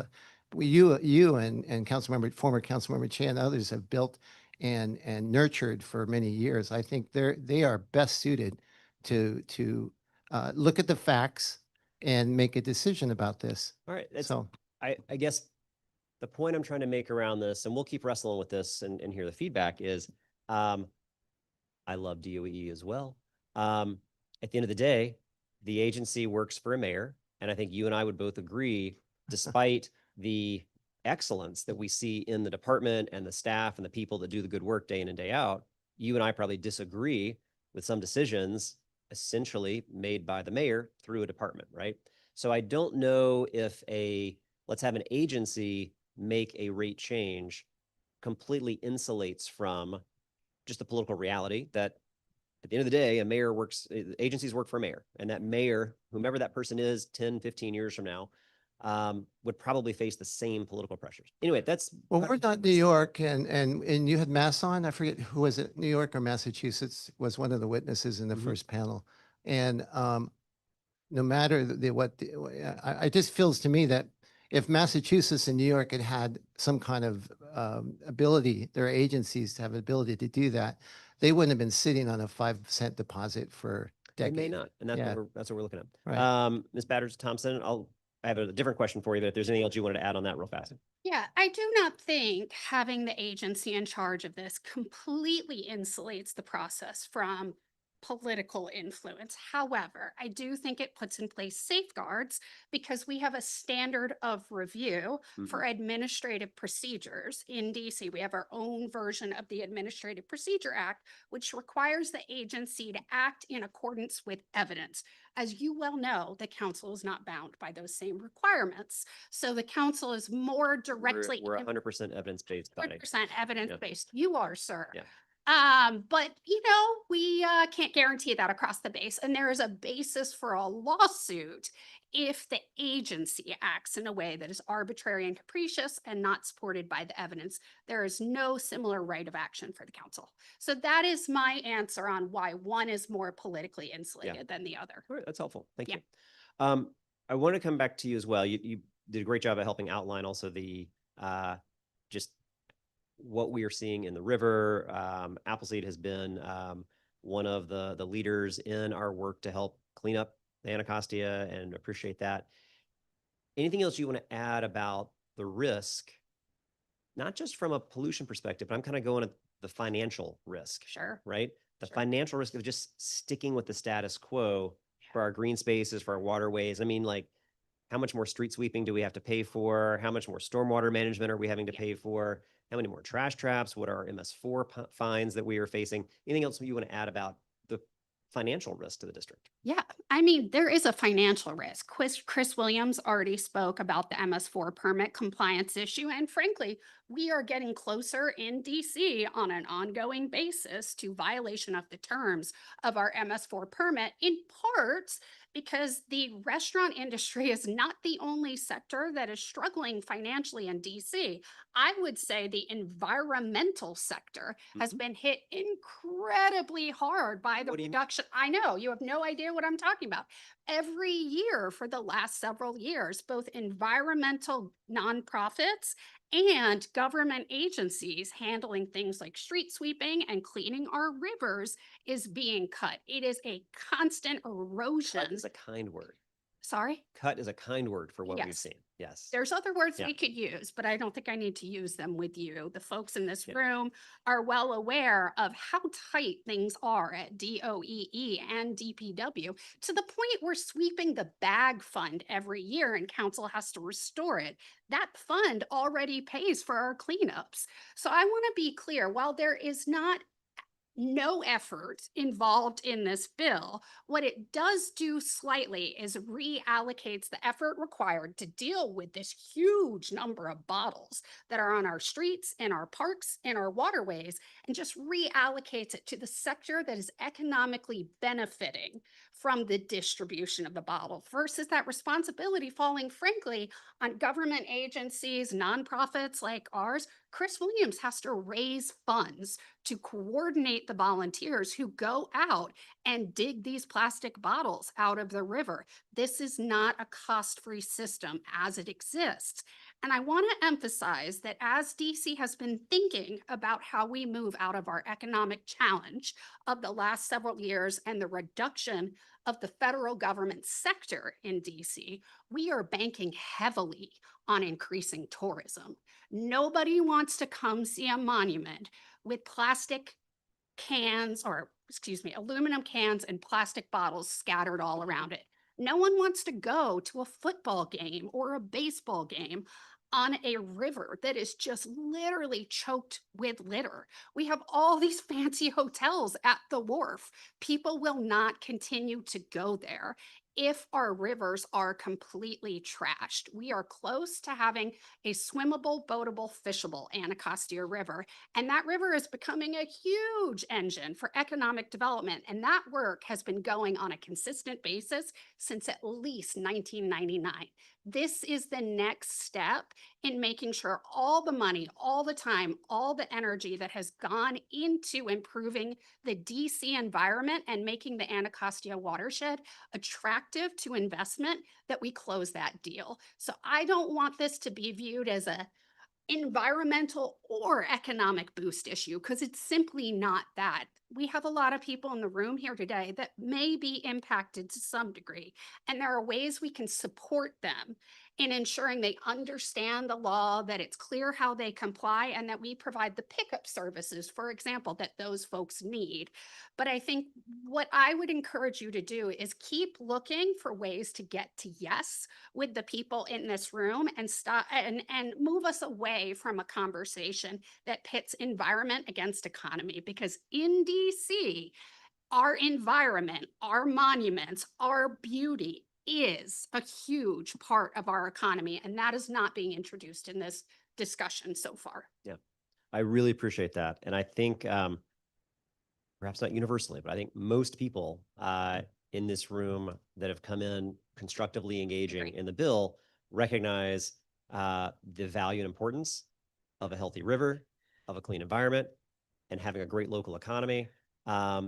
I will say, I hear most people, not all, but most people coming with the spirit of saying, all right, we share some of the goals. Here's how I'd recommend making changes, or here's how I'd recommend addressing one concern, but not saying, just throw the whole damn thing out. And so I appreciate that. And that's the job, and that's the goal that we're working on. Mr. Townsend.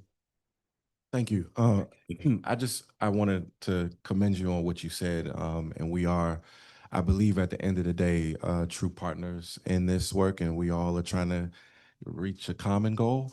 But just like the gentleman, I just want to note, he ran off of a number of organizations and folks in the community that they are partnered with. And I just want to piggyback on what Thor said earlier about the big guys and the small guys being partners in our industry, and that they help one another out. And as we continue this conversation, I just want to make sure that we are sensitive to that in the hospitality industry, as well as that, the small guys can't make it without the support of the infrastructure of the big guys, and vice versa. And so we all need each other.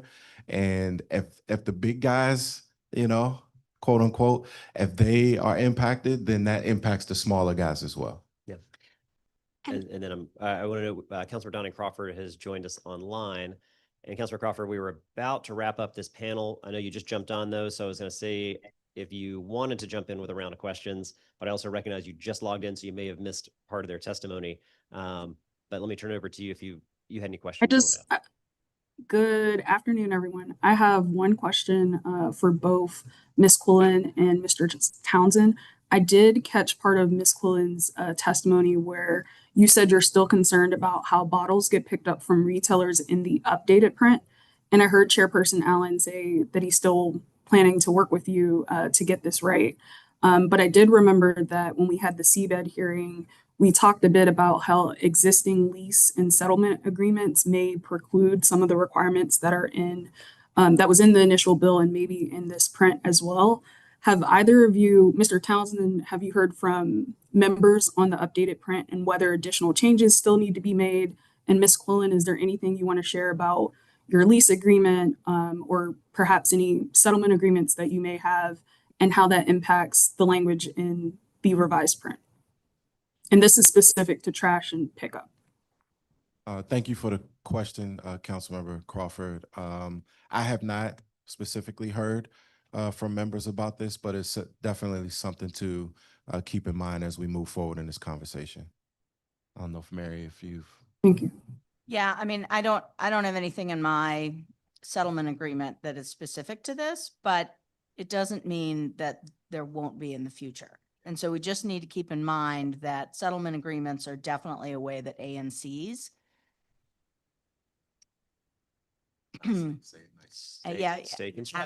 ask for things from small businesses like restaurants, and garbage and rodent control are of honestly, they're things that the whole city has to work on, right? I'm not trying to excuse small businesses from their part in this. But that is something to remember. And then one other thing to keep in mind, and I'm sorry, I'm going to steal 5 seconds here, is that even when you have a program that's cost neutral, it's actually not quite cost neutral to the small businesses. And that's because most people are paying for things with a credit card. And so that 10-cent deposit on the bottle, the retailer has to pay a 2% commission on that 10 cents that they don't get back when they get the bottle, when they get the 10 cents back on the bottle. So just keep that in mind. Thank you. Thank you. I will be, okay, thank you. I will be joining you soon. See ya. Thank you, Councilmember Crawford. I think she said she was going to be joining in the room in just a little bit. So, all right, I don't have any further questions for this panel. Thank you all very much. Really appreciate it. All right, let me call up our next panel of witnesses. We have Susan Shore, who's the co-chair of the Zero Waste Committee with the DC Sierra Club.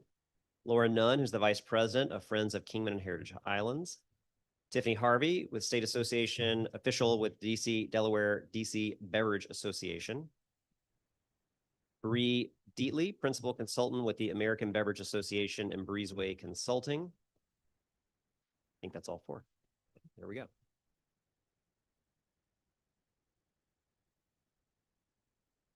All right. So, Susan Shore, we're going to follow that order, so I'll kick it off with you.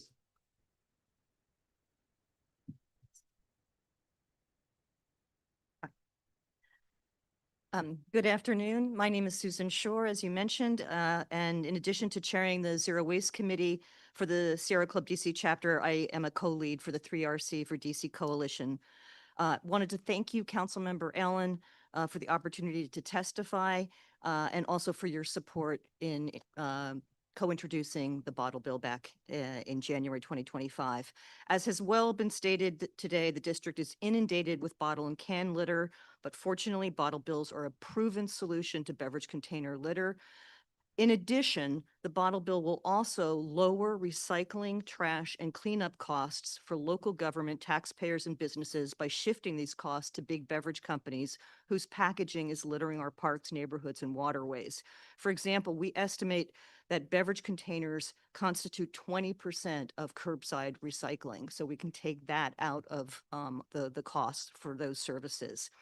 This legislation will also create new green jobs and entrepreneurship opportunities.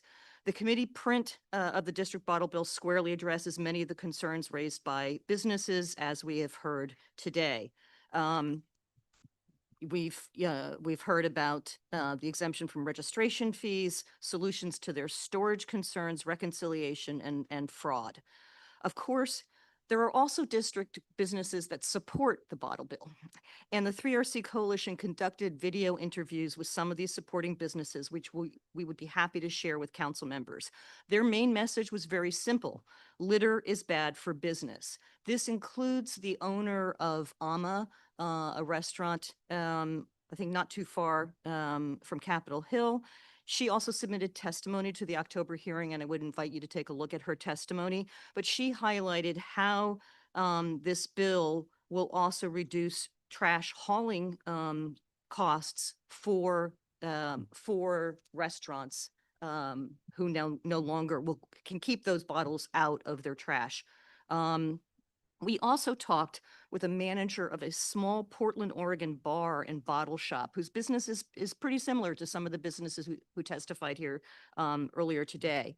And at the end of the interview, we asked him, is there anything that you would want people who are living in an area that is considering a bottle bill to know about such legislation? And he answered, it's easy and it makes sense. He also said that he supported expansion of the Oregon bottle bill to include wine bottles. We've studied bottle bills in other jurisdictions before approaching council, and the most important lesson we learned is one we've already heard today, is not to lock the deposit amount in the legislation, requiring new legislation to amend the deposit value. States, as we've heard, that set their deposit value at a nickel back in the 1970s have faced almost insurmountable pushback from big beverage companies when trying to amend their laws to increase the deposit to a dime. And that's why states like New York and Massachusetts still have a 5-cent deposit, and why the recycling rates are so much lower than states like Oregon that have a 10-cent deposit. Section 140H of the district bottle bill that was co-introduced by 11 council members on January 15th, 2025, authorized DOE to raise the deposit value by 5 cents, but only if the bill's target redemption rates were not met for 2 consecutive years between 28 and 2033. It allowed a second regulatory review 5 years later. We had proposed continuing this twice-a-decade review beyond 2038, but the draft committee has struck this language, which we fear will have long-term and harmful consequences. We're very concerned that in the absence of the stricken language, we will face the same fate as other states that have tried, usually unsuccessfully, to amend their laws to raise the deposit value. Nobody wants a second prolonged and expensive bottle bill campaign consuming the precious time of lawmakers, opponents, and advocates alike. Instead, council should authorize DOE in this bill to conduct periodic reviews of redemption rates to determine if a deposit increase is warranted, and then, only if warranted, increase the deposit value by a prescribed amount. This sensible approach will ensure the district deposit return program continues to meet its redemption targets and protects the district from becoming polluted once again. Doing so will ensure the kind of strong, equitable bottle bill district residents want council to pass. Voters just backed pro-environment, people-powered candidates for mayor and council. It's clear where voters stand and what they expect from their leaders. They know bottle bills make sense, that bottle bills work, and I can't wait for a truly strong, equitable district bottle bill to go into effect. Thank you, Councilmember Allen, for the opportunity to testify. Thank you very much. Next, let me turn to Laura Nunn. Good morning. My name is Laura Nunn, and I'm one of the founding board members of the Friends of Kingman and Heritage Islands in World 7. I'm here as a native Washingtonian to express my strong support for the DC bottle bill. I believe DC needs to return to a bottle and can return system to not only address the needs of our disfavored communities that suffer disproportionately from litter in our parks and river, but especially for the well-being of our youth that rely on public spaces for education and recreation. We've seen an explosion of single-use plastic containers, partly due to the increased reliance on bottled water. Routinely, trash cans in our parks and public spaces are overflowing with cans and bottles, especially in our Black and Brown communities. I grew up with parents that were active in the civil rights movement. My mother believed that environmental justice is social justice. I spent as much time in local parks and out on our rivers as I did in public meetings and protests. My mother believed in It was critical that her children understood the importance of having access to nature. She was optimistic that my future would be one of clean rivers and parks. And now that I have children of my own, it is important for me to continue that legacy. I know that a bottle bill is a critical part of the solution. What we need to keep in mind is that this process is nothing new to Native Washingtonians. When I'm sitting at Langston Golf Course with my son, or attending neighborhood gatherings, I often talk to seniors who remember fondly being able to return their bottles and cans for extra cash as youth. They smile when they're reminded at how empowering it was to be self-sufficient in acquiring funds for small pleasures like candy and toys. Many also recall helping their families, especially grandparents, by being responsible for returning those bottles. My mother was raised in Michigan, so I too loved visiting my grandmother and helping her with bottle return. It strengthened the bonds between our neighborhood businesses and their customers. Kids were often returning bottles to the store where they wanted to make a purchase. When I was young, young people had a variety of opportunities to earn money. But today, we no longer have some of those youth jobs like grocery store baggers and paper routes, and those even babysitting isn't really available to young people as it was when I was young, which leaves many youth in poorer communities with limited means to acquire even small comforts. But those same kids in DC have been empowered to address the impact of trash in their community in the classroom and also through programs offered outside of school at places like Kingman Island. A strong bottle bill will be a critical tool in the effort already being made by students to improve their communities. The bottle bill will make sure everyone is part of the effort to reduce trash in places our kids go to learn and grow. As we know, these outdoor spaces are critical for mental health of our communities. The mayor's office has a division of Clean City, which acknowledges this need and encourages its residents to adopt parks, blocks, and streams. But the city has also struggled to provide the resources to the Department of Energy and Environment that funds many of the programs that help address litter in our communities. The bill would bring balance after these losses while also lowering the cost for DPW on collecting trash and recycling. The members of 3RC, the coalition of organizations supporting this bill, as Chris nicely listed out, understand the importance of including everyone in this critical conversation and have done an amazing job over the last 3+ years, reaching out to various communities across the city, especially those that are impacted by trash in wards 5, 7, and 8. We've attended hundreds of events and meetings, including faith gatherings, community events, youth events, ANC meetings. We've been to the DC State Fair, Anacostia Park Latesgate, Earth Day and MLK Day cleanups, and school STEM fairs. We've spoken to residents of all ages and races, making sure any questions and concerns are addressed with facts and solutions. And the response has been overwhelmingly positive. Residents get this. More often, the response has been they don't understand why DC hasn't already implemented a bottle bill. Another exciting benefit of the bill, as Vanessa brought up, is the potential for supporting our green economy and new small business opportunities. We know how important it is to be a proactive and innovative if you want to see success. The bottle bill provides new and exciting opportunities for our community to employ folks in a way that helps our community instead of harms it. Our kids care about their futures, and we are obligated to support them.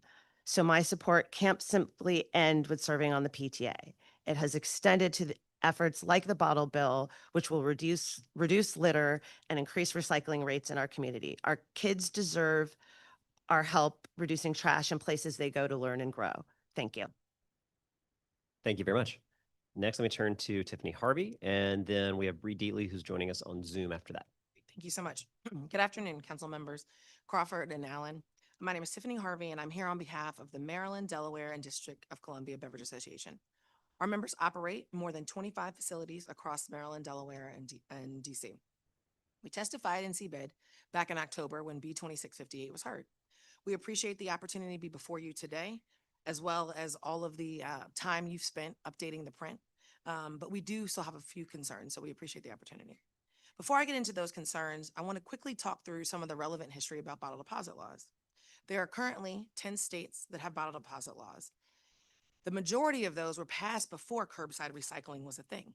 The earliest passed in Oregon in 1971. The most recent state to pass one was Hawaii in 2002. States with bottle deposit laws regularly see legislation introduced to make changes to their existing programs. Notably, on June 17th of this year, Vermont passed a comprehensive overhaul of their existing deposit law program. New York had to create a multi-agency effort led by the Department of Economic Conservation and law enforcement to try to curb millions of dollars being lost to fraud.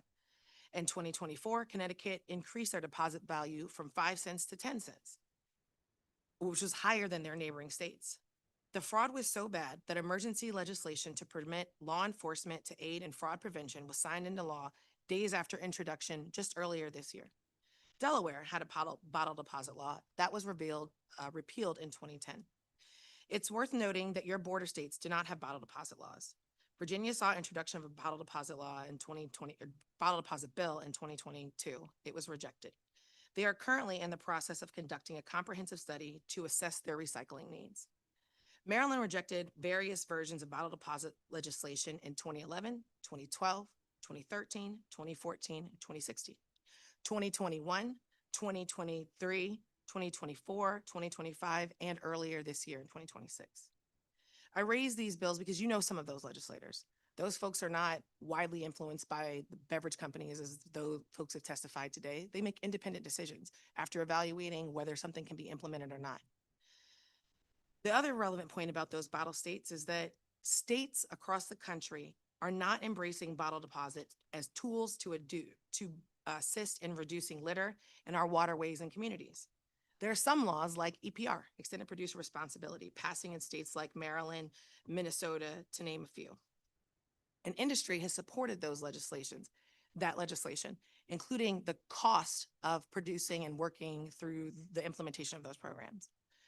Earlier, I guess at the end of last year, on December 8th, 2005, I was present while another committee here held a roundtable, and several of your colleagues raised concerns about and shared some frustrations along with residents about trash and recycling collection. DPW was there, and they testified that they are currently working to optimize their collection so that collection is more efficient and reliable. DPW went on to testify that route optimization and recycling and trash has not been done in 10 to 15 years. They're actively working to solve for problems and deliver improved collection of recyclables and trash. As a council, you just awarded over $500,000, I think it was $650,000 in the budget to assist with addressing trash and recycling through the purchase of rat-resistant trash cans and recycling bins. In addition to that, you actually are considering legislation aimed at addressing trash and litter in public spaces. That's relevant because rather than trying to kind of force fit this bottle deposit law that only addresses bottles and cans, this body can focus on other ways to make your existing programs better, more robust, more efficient, delivering immediate solutions and quality of life to residents. With that, I will wrap, and I think you're going to hear from the actual subject matter expert, which is Bree Deatley next. All right, excellent. Thank you. Then next, let me turn to Bree Deatley, who's joining us via Zoom.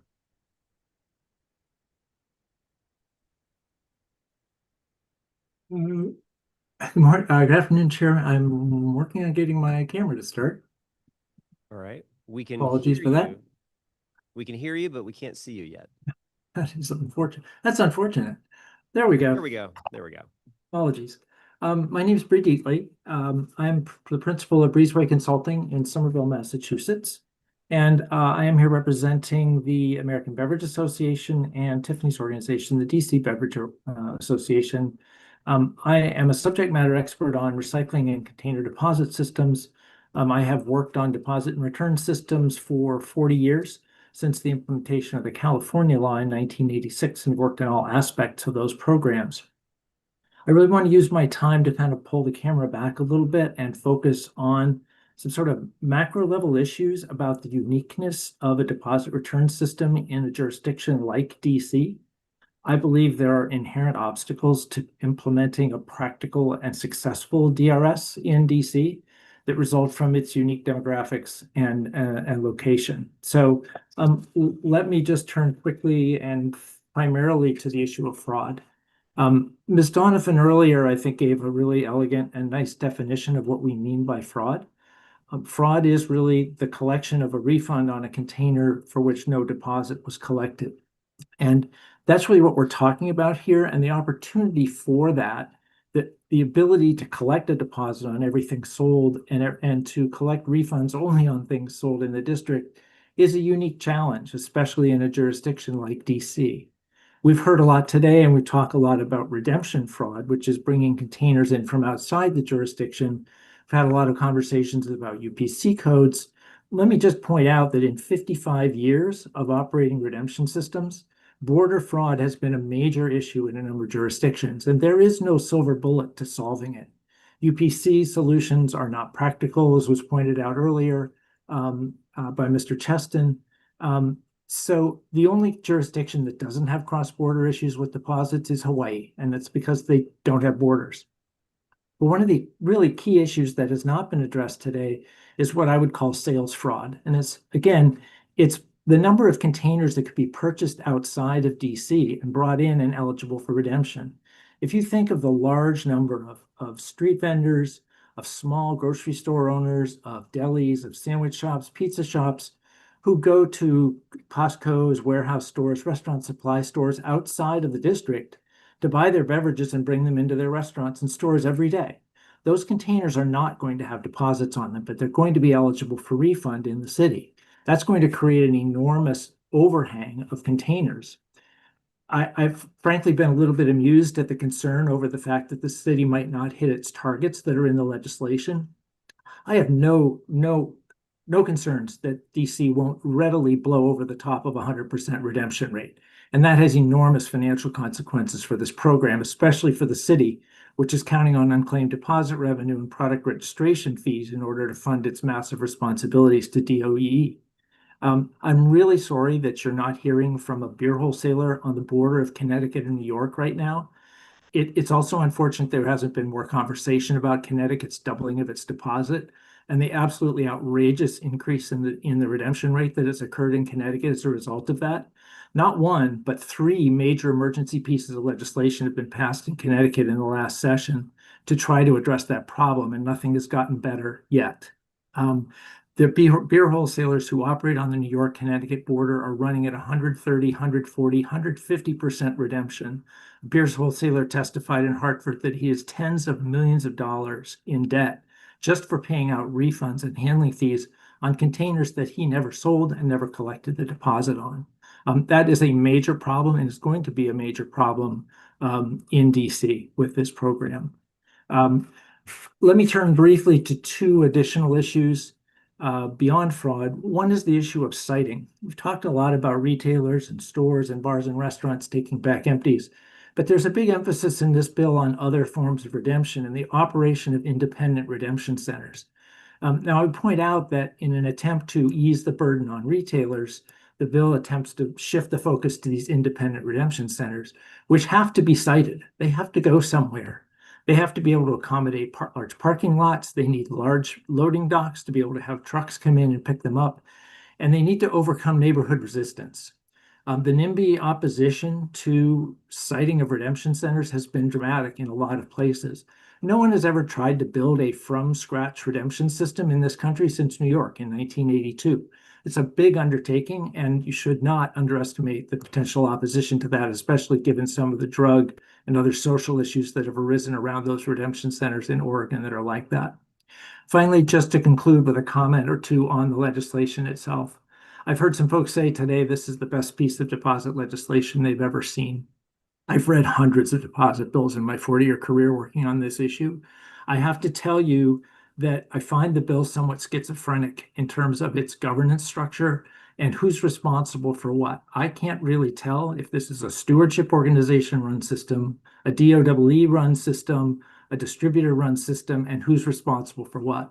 As someone who has operational responsibilities for the system in Vermont, for example, I wouldn't know how to set this system up because I don't think the legislation is clear enough to do that. Thanks very much for your time. Absolutely. Thank you very much for your testimony. All right, let me work through a few questions here as well. Ms. Shore, I'll start with you. one of the big takeaways I'm hearing from your testimony, again, focuses on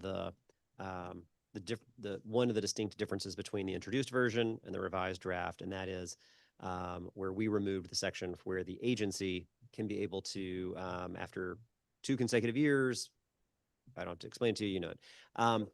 So I guess same question that I asked earlier, if the intention behind that was both to use an evidence-based process by which making an adjustment, but also what I've heard several people say, a recognition of a political challenge to get a legislative body to come back and increase. Why wouldn't a mayor have the same political challenge? At the end of the day, an agency is going to make a recommendation, but a mayor has to accept it. And I would assume that mayor is going to face some political pressure, one way or the other. But is it just that it doesn't insulate it, but it reduces that political pressure by going with the agency route? I think as Vanessa, I think, more elegantly explained than probably I can, you know, the bill, in my view, sets out explicit guidelines that DOEE must follow that are coming from, the authorization is coming from the council for them to do this.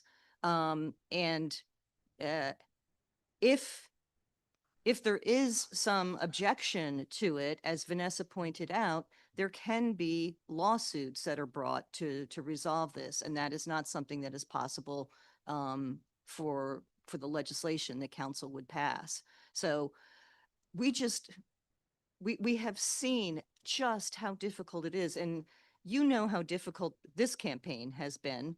It has consumed a lot of your time. I mean, think about all the time that you have spent talking with businesses, trying to find solutions to them.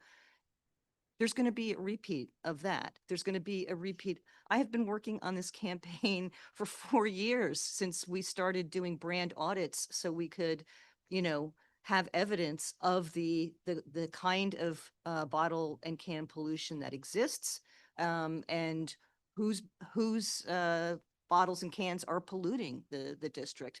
So it's been a very intensive 4 years for me and for all of my fellow members of 3RC, and it's taking the time of the opponents as well. Not that I care that much about them, but I mean, we're all spending a lot of our time on this, and I think it would be a far more streamlined decision-making process because the guidelines are spelled out in the law. It can only happen every 5 years. There has to be a failure to meet the redemption targets for 2 consecutive years within a 5-year period, and it well defines exactly how much the deposit increase can be.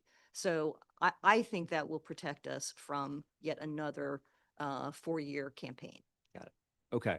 I mean, you know, I'm here for it, so we'll do the work, but I hear your point. And so part of what I think was really compelling with Vanessa's testimony was around, you know, creating a process that is an evidence-based process that goes through, and there is, it's not an inherently political process.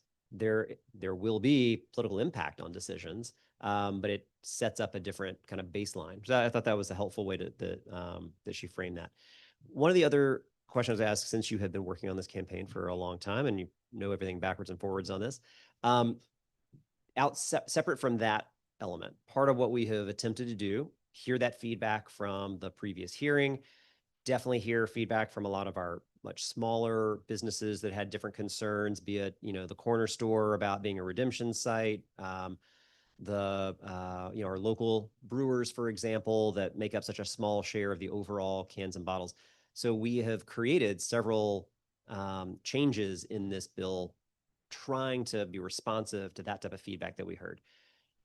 Do you feel like those are adequate, or adequate's not the right word? Do you feel like those are acceptable changes that we're being responsive to that? Do any of them give you concern or pause and say, it may be well-intended, but you're actually going to accidentally undermine the whole program?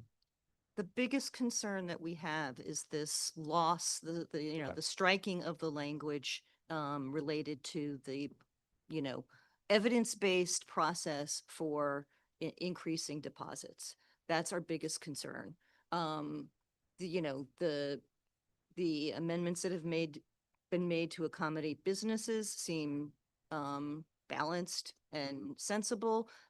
The other major concern, what has driven this campaign from the very beginning, from my perspective, is to make sure that we not only have a strong bottle bill, but that we have an equitable bottle bill.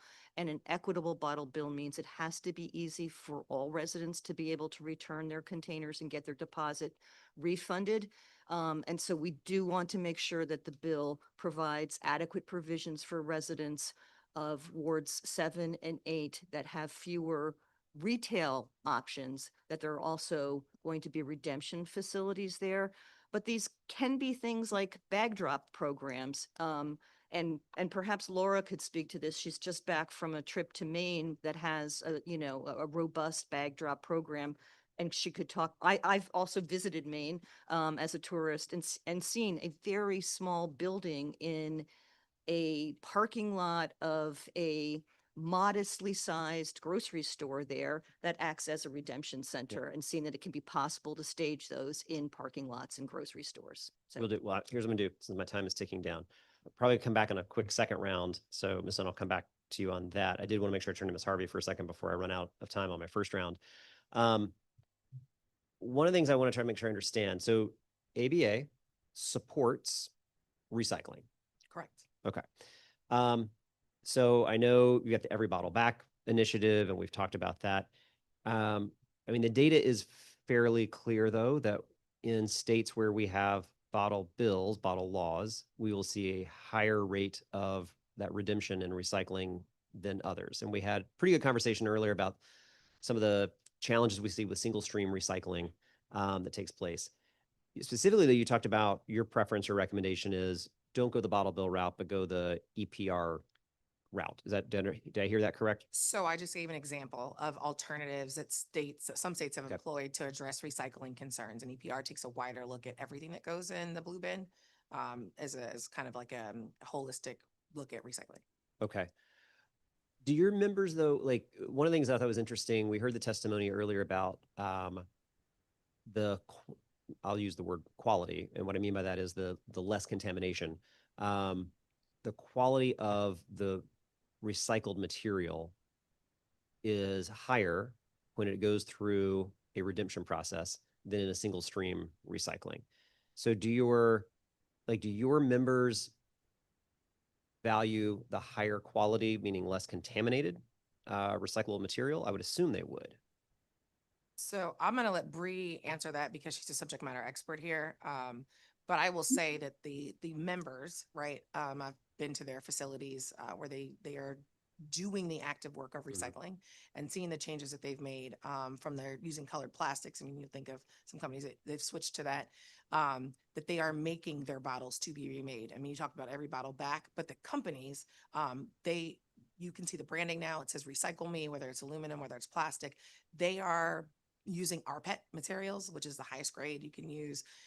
So that is what they're starting with, is a higher quality and a higher grade. So when they're getting those bottles back, it is bottles and cans that are made to be remade is kind of the way that they're doing it. So Okay. Bree, I don't know if you want to specifically. Let me do, I know I'm already a little over time, but Ms. Dealey, how about I'll ask you to respond to that, then I'll turn to Councilor Crawford for a round. I'll come back with a couple of second round questions. Sure. Yeah, thanks.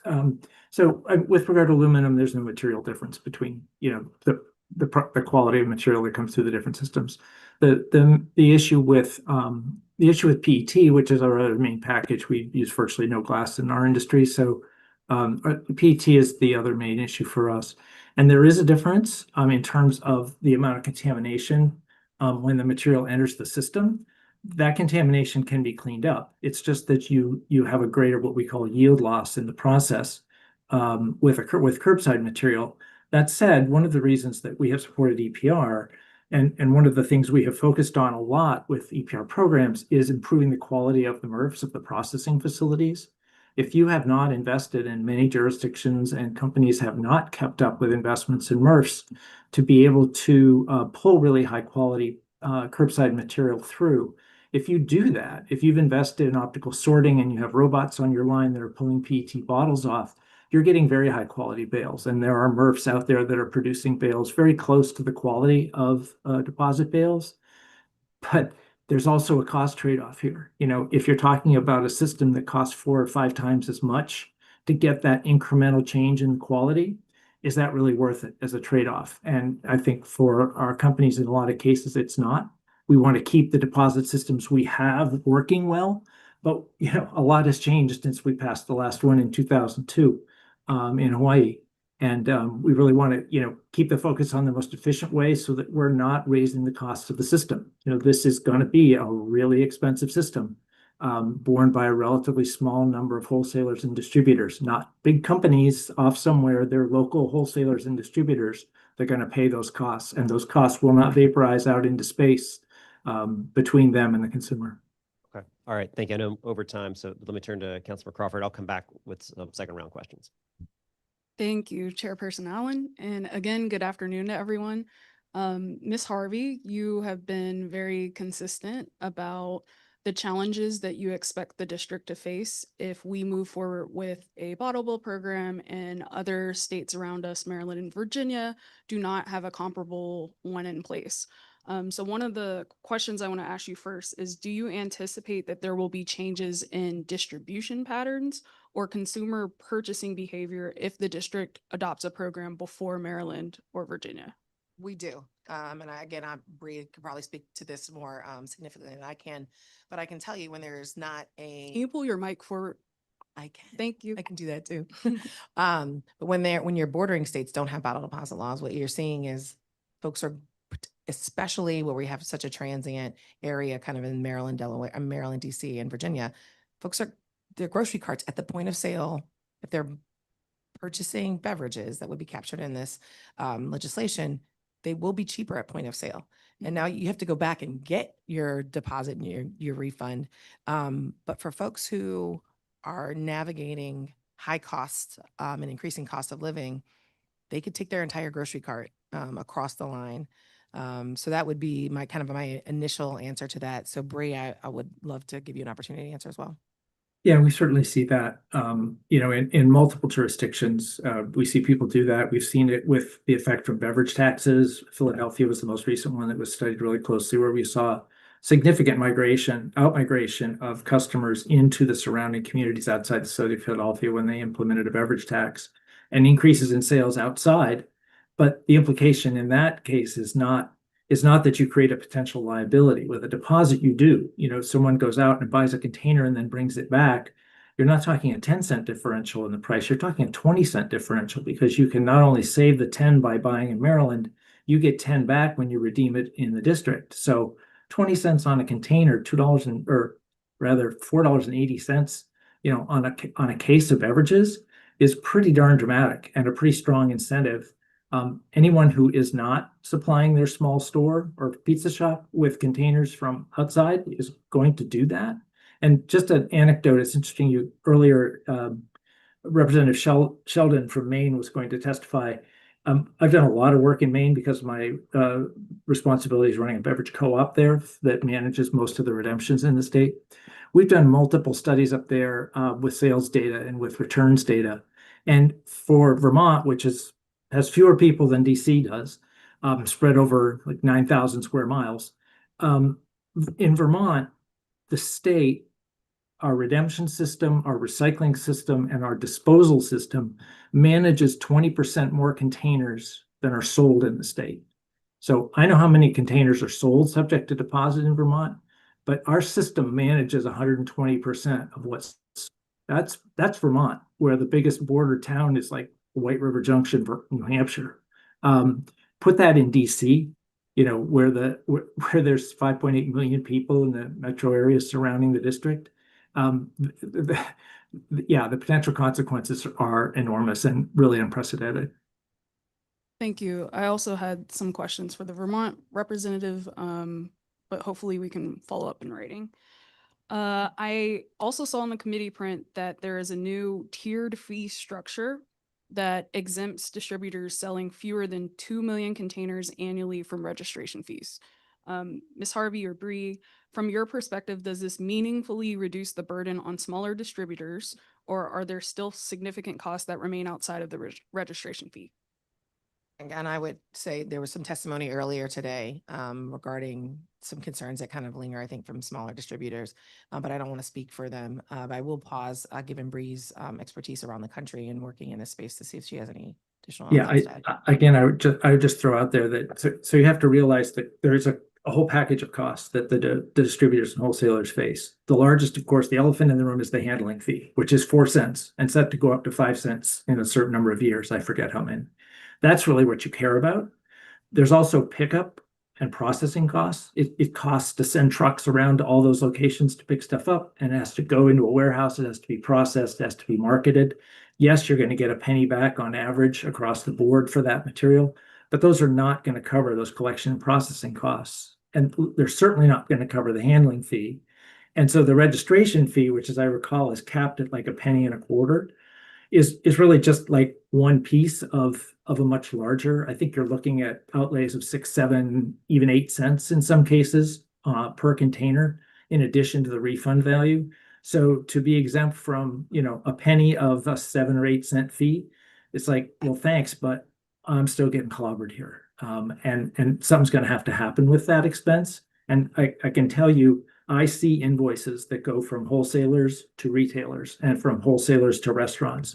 There are line items on those invoices in deposit states from distributors that have those costs on them. They get passed on. Now, whether that shows up in the beverage price or it shows up in the bread aisle or the dairy aisle or the produce aisle, I can't say, because retailers set prices, not beverage distributors. But that money doesn't vaporize. It's out there. It's real. It's a cost that has to be covered. Thank you.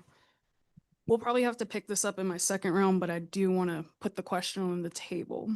So I saw that in the committee's updates in the print, there were a few changes to prevent possible fraud, which focus mostly on capping the number of containers that can be redeemed per day. And I've heard a lot, both in reviewing the research last year, but also a little bit today about UPC codes. And I wanted to hear a bit more from New York and from Vermont on how they have navigated the challenges that arise with either unique UPC codes or specific labeling for states.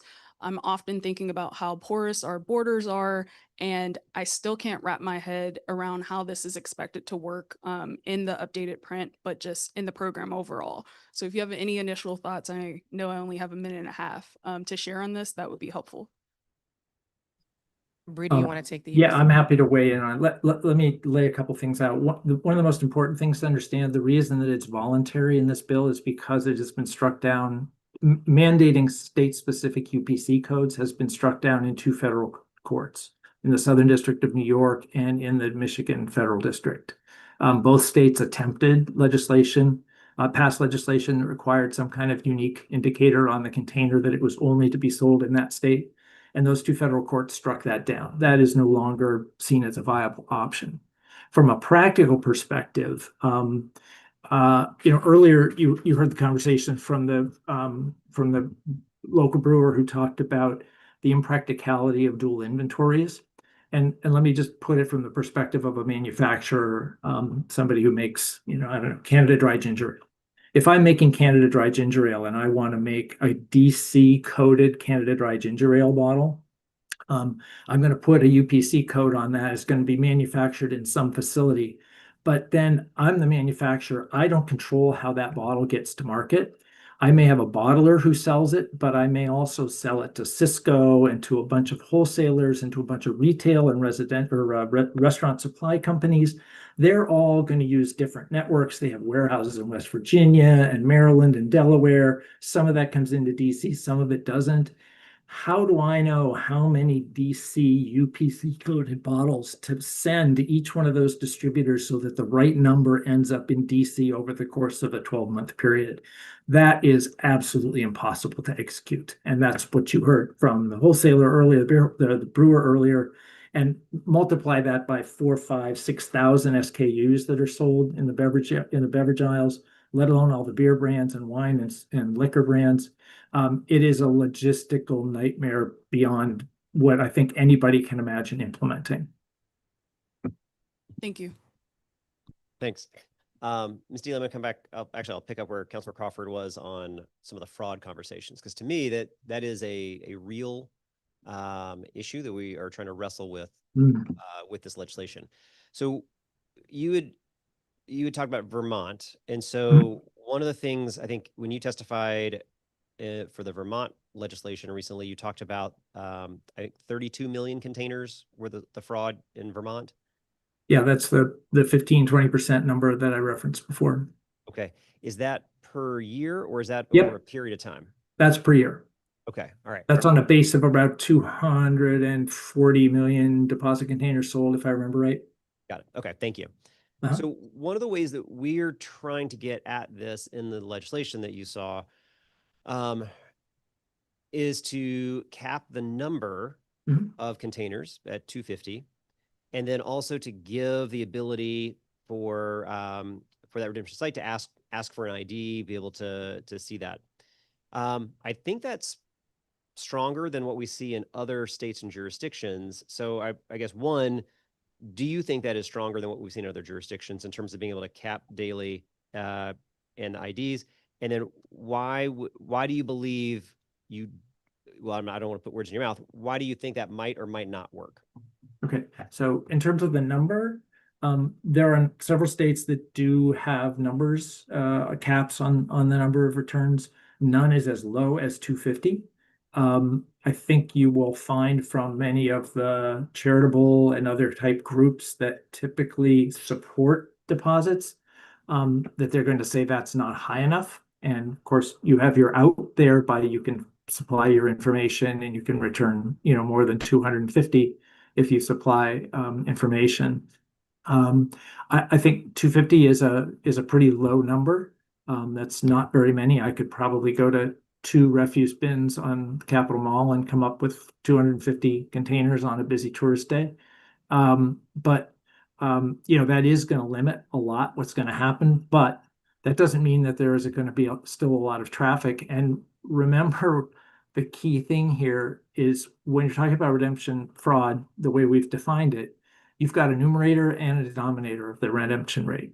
And what you're talking about limiting with the 250 is limiting the numerator. That's limiting the number of containers that can come back into the system, which is still going to be a lot. But you've also got the issue of the denominator shrinking because of the fact that what's reported as sold in DC is not what's coming in here. You're going to have an awful lot of containers that have been bought in the metro area that are going to come into the city without having had the deposit generated on them in the first place. And that's really the unique aspect of trying to have a DC island of deposits in a sea of very dense population. I mean, the Connecticut New York border, which is where, there's B-roll circulating all over the place of New York cars lined up in parking lots of Connecticut grocery stores with people in the morning at 7 o'clock waiting to return their containers for an extra nickel. The population density there is half what it is in the DMV. The opportunity is just so big for both the numerator and the denominator to move in a way that's distorted. I think you can turn yourself inside out trying to prevent fraud from both the sales and other perspectives.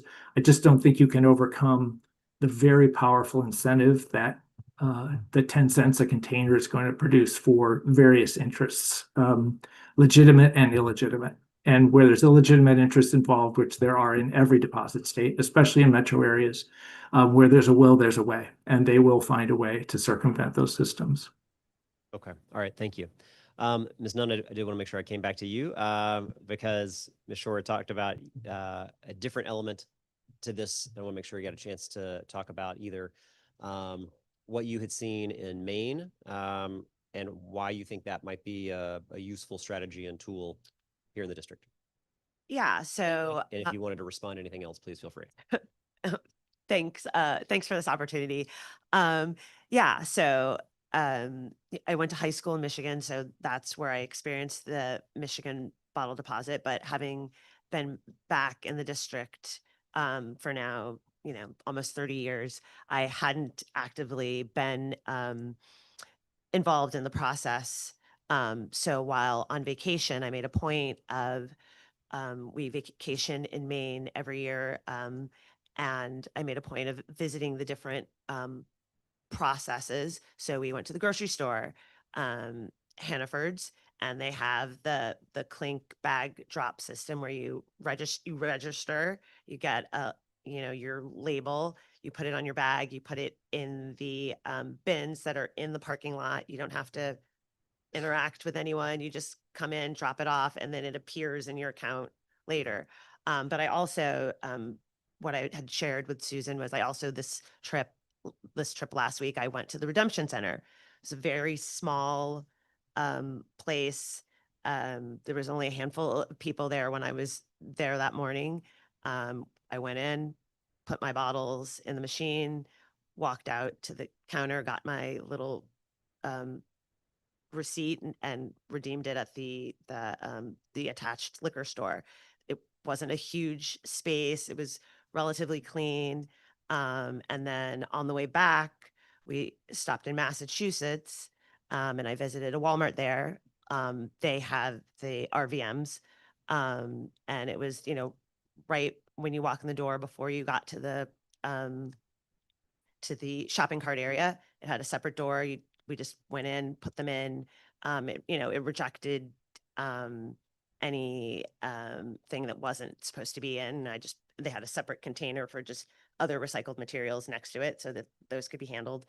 And it was, a relatively easy process.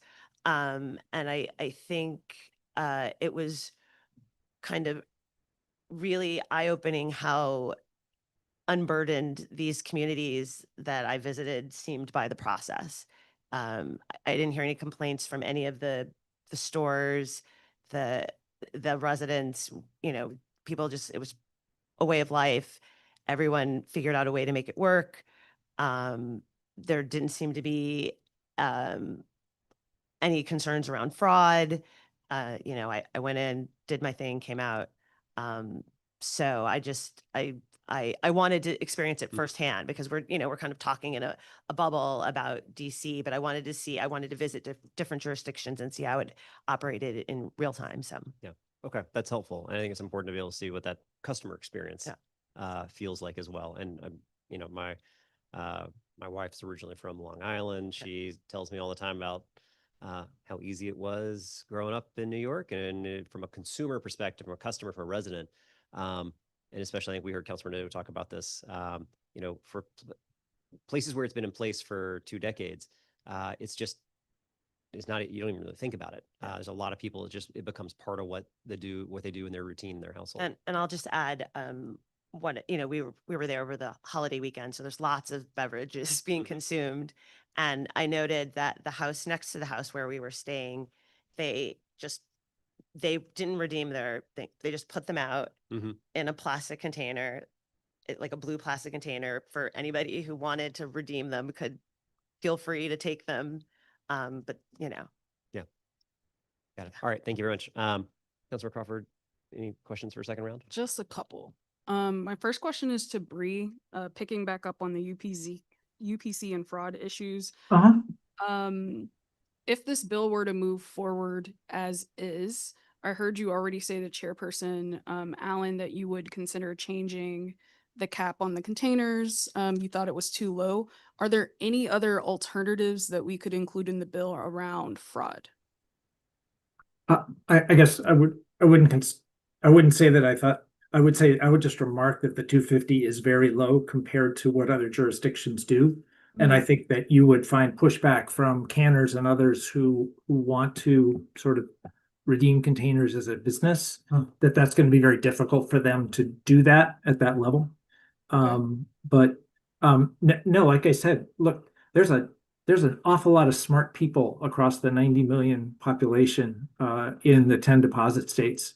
And like I said, with the exception of the folks in Hawaii who have the convenience of an ocean as their border, no one has solved the fraud problem. And to the point earlier about redemption and the simplicity of redemption and how you can go someplace and redeem a container, one of the things that the industry and our partners in the retail side have done I think relatively elegantly over the 50 years, 55 years of these systems is to make these systems as seamless and easy as possible for consumers.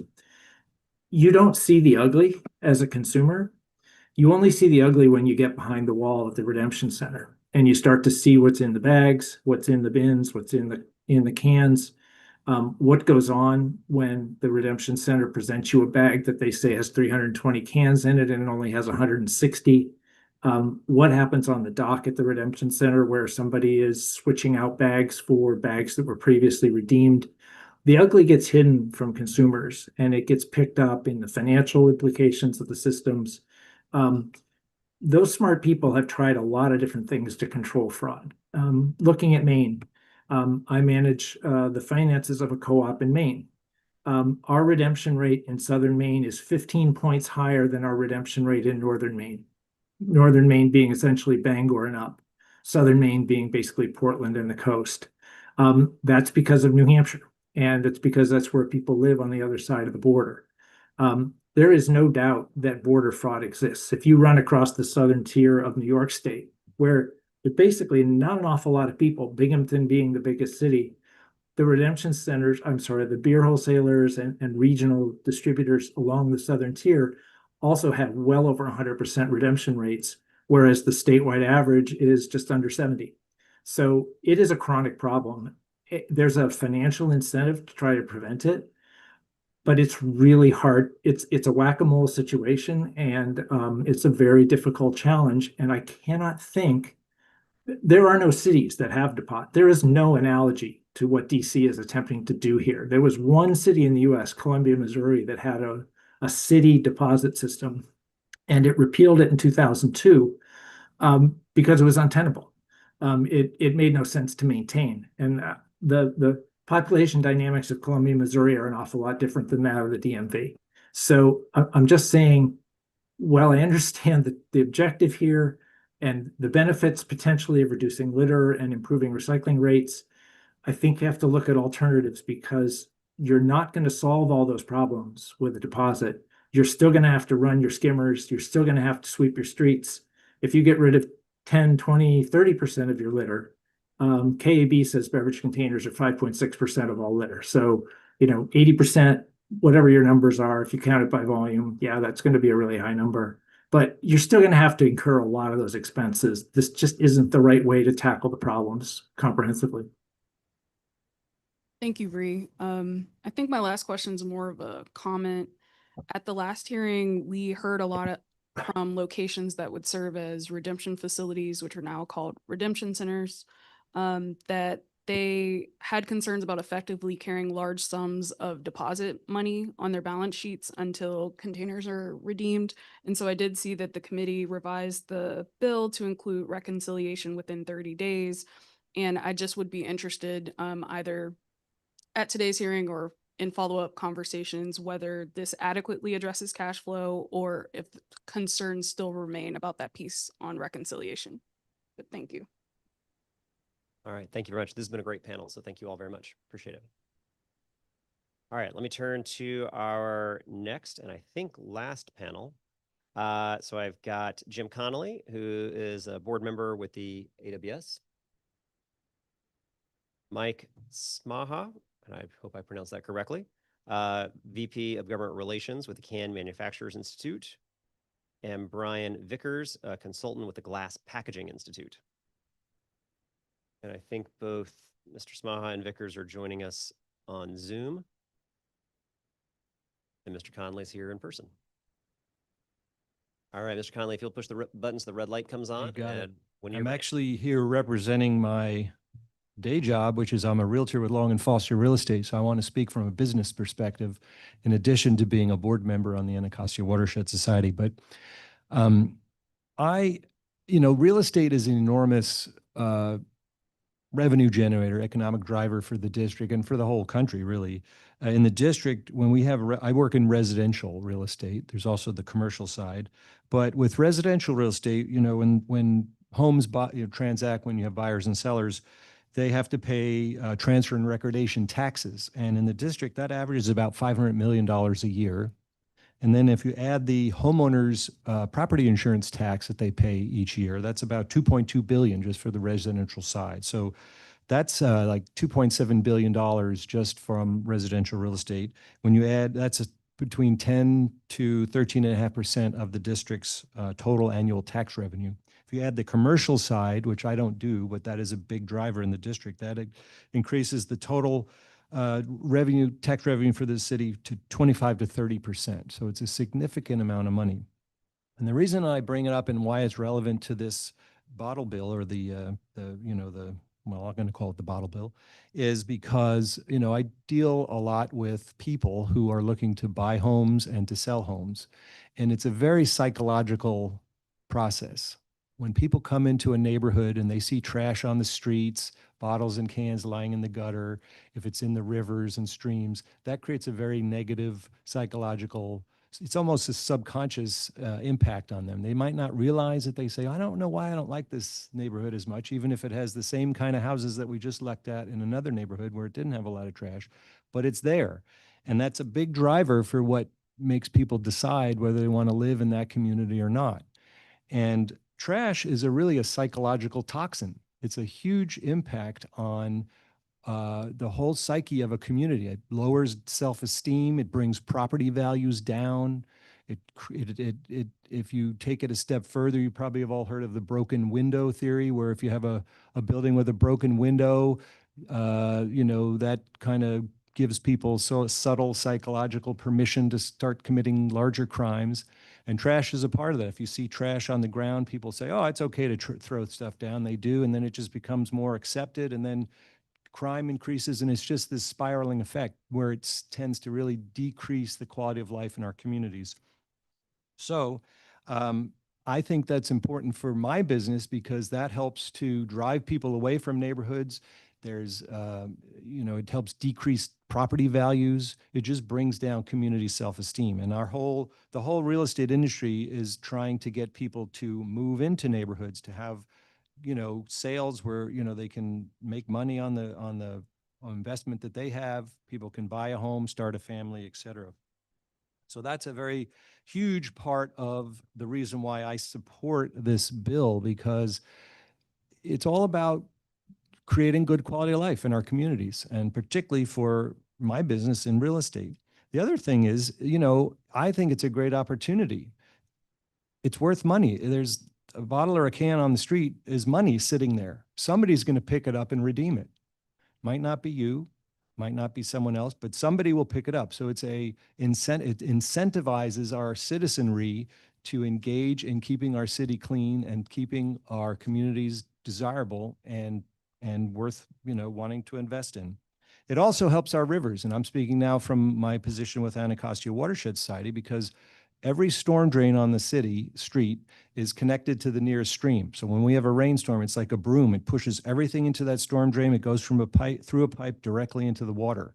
So when you have all these bottles and cans floating in the water, not only does it impact the wildlife that's there, but it's something that we see. It definitely is something that drives people away. I know we have had great success on the Navy Yard waterfront and the wharf, where we have all these restaurants. People love to come down and sit there. Wouldn't it be great if, suddenly this, raft of trash comes by? How would that impact the businesses? Because keeping those bottles and cans out of the streams and the rivers just helps to promote business, to promote quality of life. So that's my testimony is that I really believe this in terms of from the business end of things on the real estate angle. It's vitally important because so much of what we do is subtle and psychological, but it makes enormous impact in the money and the revenues that come into the city and in the quality of life for everyone who lives in these neighborhoods. Thank you. Thank you very much, Mr. Connolly. Next, let me turn to Mike Smaha. And Mike, I'm going to count on you to correct me if I mispronounce your last name there, please. Mr. Chairman, you pronounced it correctly, and so congratulations. You did a great job. Thank you. All right. Well, good afternoon, Chairman and members of the committee. For the record, my name is Mike Smaha. I'm Vice President of State Affairs for the Can Manufacturers Institute. I'm also a Ward 5 resident. CMI is the trade association representing U.S. can manufacturers and their suppliers of can sheet. Our members make beverage cans from recycled aluminum cans.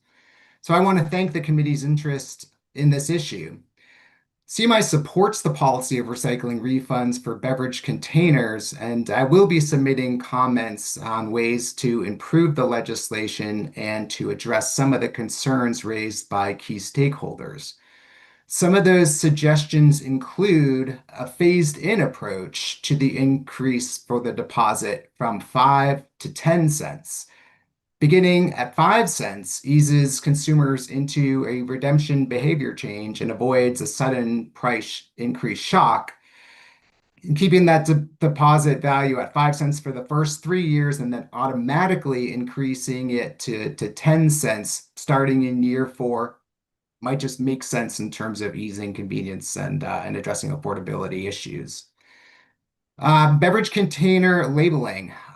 Instead of the phrase redeemable for value, CMI recommends using RV or redemption value. RV is more aligned with other refund states, meaning a unique label for DC won't be required. And Mr. Chairman, you had mentioned or brought up the can lid earlier in today's hearing. We as can manufacturers really support the ability to put the deposit information on the label of the can, on the side of the can, and not be required to incise the lid of the can. And the reason is twofold. First of all, when you look at that lid, the letters and the value that are incised in that lid are very tiny.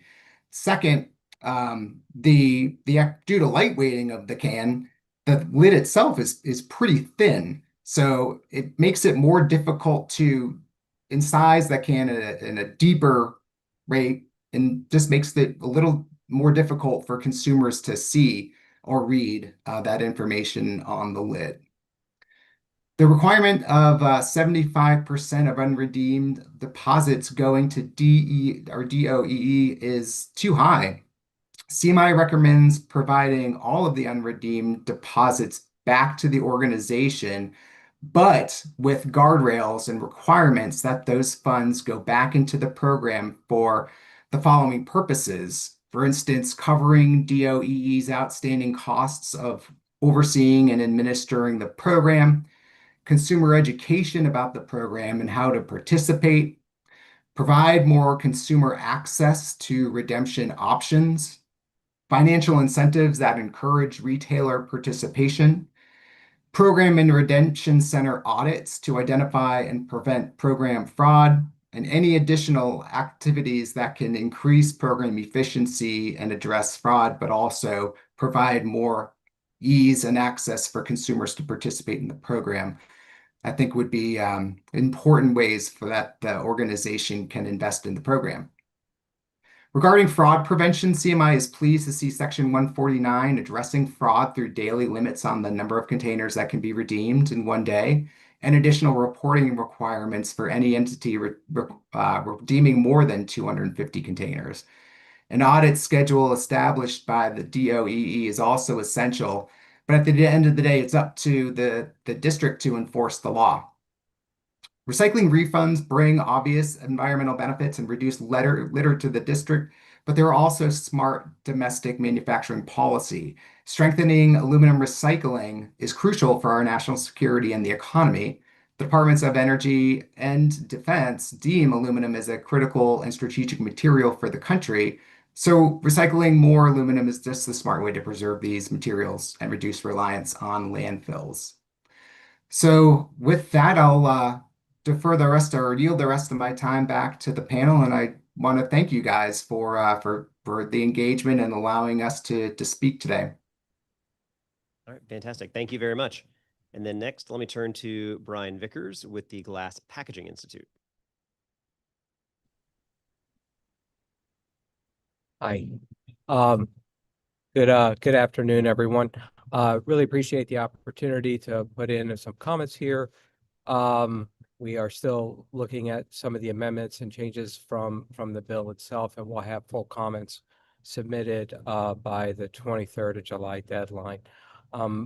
GPI is the Glass Packaging Institute. We represent the manufacturers of glass bottles and jars for food and beverages, primarily, and some of our membership also includes glass recyclers. Those are the folks that collect the glass from both MRFs and dedicated glass collection streams, put them into size and format, and make them eligible to go back into a new bottle or jar as part of our manufacturing process. We have supported bottle bills over the years. They provide the cleanest stream of material and glass for our manufacturers. When glass is removed out of the recycling streams, particularly in single stream, it also increases the yields for fiber and other material collected curbside. So more of that can be recovered for their industries, which is helpful. Obviously, if you're looking at the district, a portion of DC taxpayer money goes to send trash down primarily to Virginia, and some of the landfills there off 95 down to Lorton, close to where I live. And that would reduce their costs as well as less trash is headed out of the district to the state of Virginia and to other jurisdictions. We like the obviously the idea that there could be potentially higher levels of quality glass able to be recovered from the district. There's a strong market for it. It would be there's a market in Pennsylvania, there's end markets in Virginia too, and glass that is clean and source separated, as typically comes from container deposit programs, yields higher value on the commodity side and is always in demand. It's never without a market, so to speak. Taking a closer look at the legislation over the past couple of days and the beverage stewardship program, aligning a bit here with Mike from CMI, making sure that the money goes back to the stewardship program to strengthen the program is of utmost importance. And, with respect to the sales of the commodity value and the scrap value, it's unclear in the legislation where that money goes.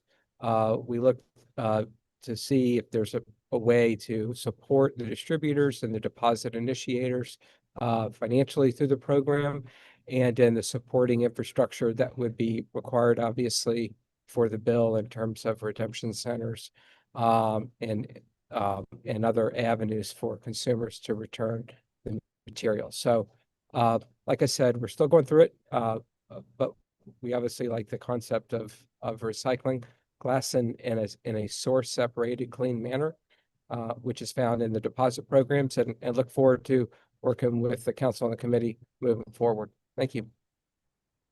All right, excellent. Thank you both, all three of you, very much. Let me start. I'm going to ask Mr. Smaha, I'll ask you a question, and then Mr. Vickers, it might be a very similar question to you as well. But one of the things that we have heard is people saying, well, a bottle bill is going to increase costs, even though when we actually go compare, the costs are largely the exact same, no matter if you're in a bottle bill state or not. But from the standpoint of aluminum suppliers, I'll start with you, Mr. Smaha. So are aluminum suppliers saving money if there are more cans that are returning or recycling? Like, is there does this allow for that product to come in and be recycled? Does that end up saving money for the aluminum supplier itself? It does, because the more UBCs or used beverage cans that are used to make can sheet here in the United States means that we don't have to import as much can sheet from places like Canada or other parts of the globe. The tariffs that the current Trump administration put on, actually started back in 2018, has really been a pretty detrimental and higher cost for the industry. So any ways to capture more material, remake it here in the United States versus imports will certainly benefit reduce costs too at the end of the day. Okay. And then how does that, for, if I'm thinking about my, my local DC brewer, right there in Ward 5, one of your neighbors then. So how does that end up translating? Are those savings passed on to the end purchaser of that recycled aluminum can? That I don't know because that is contractual between the can supplier and their customer. So unfortunately, I can't get into any specifics around savings or costs. Okay. In theory, should it though? I mean, if I'm I don't want to just add more money to the aluminum supplier. If we're creating something that helps the aluminum supplier be able to have a better supply of aluminum coming in to be recycled, shouldn't that in theory also help mean that my overall costs downstream are impacted? Again, it depends on how the contract is established, but I think any ways that you can reduce imported can sheet or the cost of importing by relying on domestically produced will certainly help the savings of the supply chain. I mean, who knew that Trump's tariffs were actually all about just improving recycling? So that's impressive. All right, Mr. Vickers, similar question for you on the glass side. So having better quality glass coming in to be recycled and reused, does that help save glass suppliers then money? So that's a great question. So obviously, as a trade association, we're not privy to, due to the federal antitrust laws of, in terms of pricing, whether it's for the sale of the bottles or the recycled material coming in. I can tell you it does a couple things. It reduces the energy use at the furnaces because the higher rate of recycled glass that is remelted with raw materials, they can turn the temperature down on the furnace and save energy costs. That also saves or reduces the greenhouse gas emissions coming out of the plant itself. So that is two major incentives for our companies to continue to try to procure as much recycled glass as possible coming in. It also helps to extend the life of the furnace. That's kind of like the engine of the glass house, of the manufacturing facility. And the longer that can be extended, the less downtime and the less cost for rebuilds and reinvestment. So those are three areas where using more recycled glass, in addition to reducing landfill and disposal and associated transportation costs for the city, really benefits the glass container industry on the domestic side. And nearly everything here is made domestically. So in terms of glass, we have plants in Pennsylvania, plants in New Jersey, a plant in New Jersey, and two in Virginia that would be able to readily take the glass coming out of any container deposit program within the city. So that's kind of on the benefit side, it's both environmental and it can be obviously financial for the glass companies as well. Right. And currently, at least in the district, so our glass bottles that I put in my blue bin and feel really proud of myself for thinking I'm recycling it, largely just gets crushed and ground down and put into a landfill. A good portion of them may. I'm not exactly confident of where all of the bottles going right now and set up for recycling end up. But with two landfills in Virginia where most of the trash, I believe, is going, and primarily to the one south of Lorton and Dumfries, I believe, there's a good chance that recycled glass, which is of value, if separated and not crushed, is being lost to landfill. And that's a very distinct possibility. Yeah, yeah. You may not have visibility into this, but I'm just going to ask anyway because I'm curious. So earlier we had someone give an example of what are they supposed to do if someone who's enjoying a Corona pops their lime into the bottom of the bottle. Does that contaminate the bottle in a way that it can no longer be recycled? Do you know or have visibility into that? Again, I got to believe that people in New York probably push that lime to the bottom of the bottle as well. Right. So with respect to different, and I'm uncertain about the different RVM requirements, obviously, but a bottle with a lime in it, right, that goes to a processor who is going to make sure it's, chopped down to the right size, color sorted before it goes to the manufacturing outlet, can absolutely be recycled.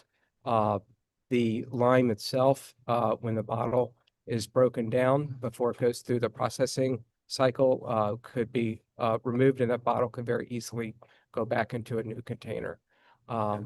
It's just different RVMs, I believe, have different requirements in terms of what should be put in them. So it depends on how it's redeemed in particular. Okay. But I don't have an expectation that somebody on staff is sticking their finger in there to fish a lime out of the bottle. Yeah, I don't believe that happens. Okay, got it. All right. I'm not advocating for somebody to have to stick their finger in the bottle either. Okay. Mr. Conley, was going to come back to you. I appreciate your testimony. You wear a couple of hats here. So you've been a very active member and leader on the Anacostia River with AWS, but also kind of bringing in a little bit of the realtor experience. I don't disagree with you, and I think it's part of what we've heard advocated around the litter cleanup, and by assigning a value to those 26 bottles I passed by on my 4-block walk this morning to Union Station, I probably would see a lot less of them because they have a value now. And so I think that is intuitively what I hope most people can get. It's a lot of devil in the details, obviously, of a program now. From what we have to spend on the river, though, you talked about different costs from a real estate standpoint, but the sheer amount, you've been on the river for a long time. So the sheer amount of public tax dollar we have to spend on the river to be able to get those bottles and those cans and clean them out of the waterway is immense. What have you seen in terms of, and how do you feel about all our tax dollars going to constantly being removing those things? Yeah, it's totally not necessary. If we can incentivize the prevention of the trash in the first place, it saves so much money and so much effort in the long run, and it improves our quality of life. I know that earlier we were talking about the TMDL, the total maximum daily load for pollution in the Anacostia for trash, and we are in serious potential violation of that coming up, and that's millions of dollars that could be saved from being spent in penalties from not being able to achieve those regulations. I think just it is a responsibility of a city in general to keep the city streets clean with street sweeping and things like that. But we have, lots of people here who can join in and we can all do this together. The whole saying that, many hands make light work.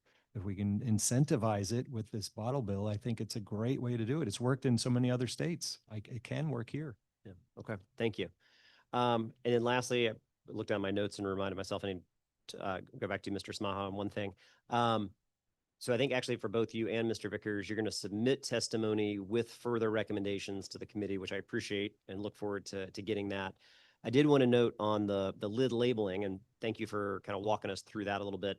The legislation doesn't require that it has to be on the lid. It's hard for me to read the tiny indented symbols on the lid as well, but we do want to give the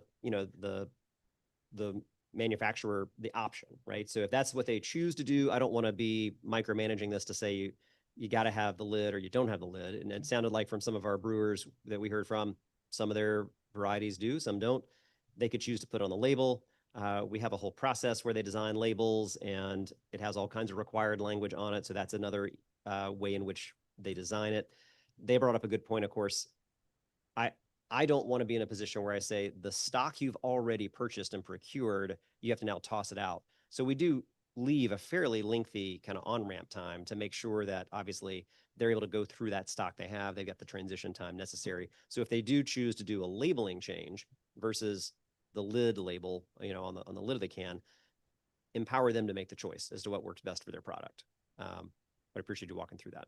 Yeah, no, I love that. And the fact that you provide that flexibility is important because of the 10 current deposit states, it's only the state of California that still requires the lid to be incised. All the other states have moved to provide flexibility for where the deposit value information would be placed. So I appreciate you guys doing that. Okay, great. Thank you. All right, that's been excellent suggestions, and I look forward to having both of you get your testimony in with further recommendations once you have a chance to digest the revised committee print to be able to give us more feedback on it. So thank you. All right, that is going to do it for all of our witnesses today. I want to thank everybody. I know this is a little different where we had a hearing. We could have just, that was it, and not do a second one. I think there's immense value in having some revisions that were shared, get that feedback on it. We are trying to get this done and get it done right. So everybody's testimony was incredibly helpful in that process. So thank you to all of our witnesses for testifying. So this is going to conclude the committee's public roundtable on Bill 26-58, the Recycling, Refund, and Litter Reduction Amendment Act. I want to thank our witnesses again for the conversation today. Look forward to continuing those conversations to address lingering concerns as we finalize the legislation. I also want to point out that our District Department of Energy and Environment has been in the room all day. Thank you very much. So that they can hear the testimony as well and ensure that as we follow up when we work with the department, they are able to pull their thoughts together so that we can think through what implementation could look like. The record for today's roundtable is going to close on Thursday, July 23rd, 2026. So anybody who wants to can also submit written testimony through the council's hearing management system.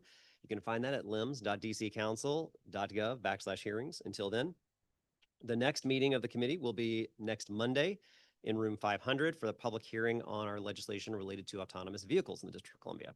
So there being no further business before the committee, the time is now 1:34 p.m. and this public roundtable of the Committee on Transportation and the Environment is now adjourned. Thank you, everyone.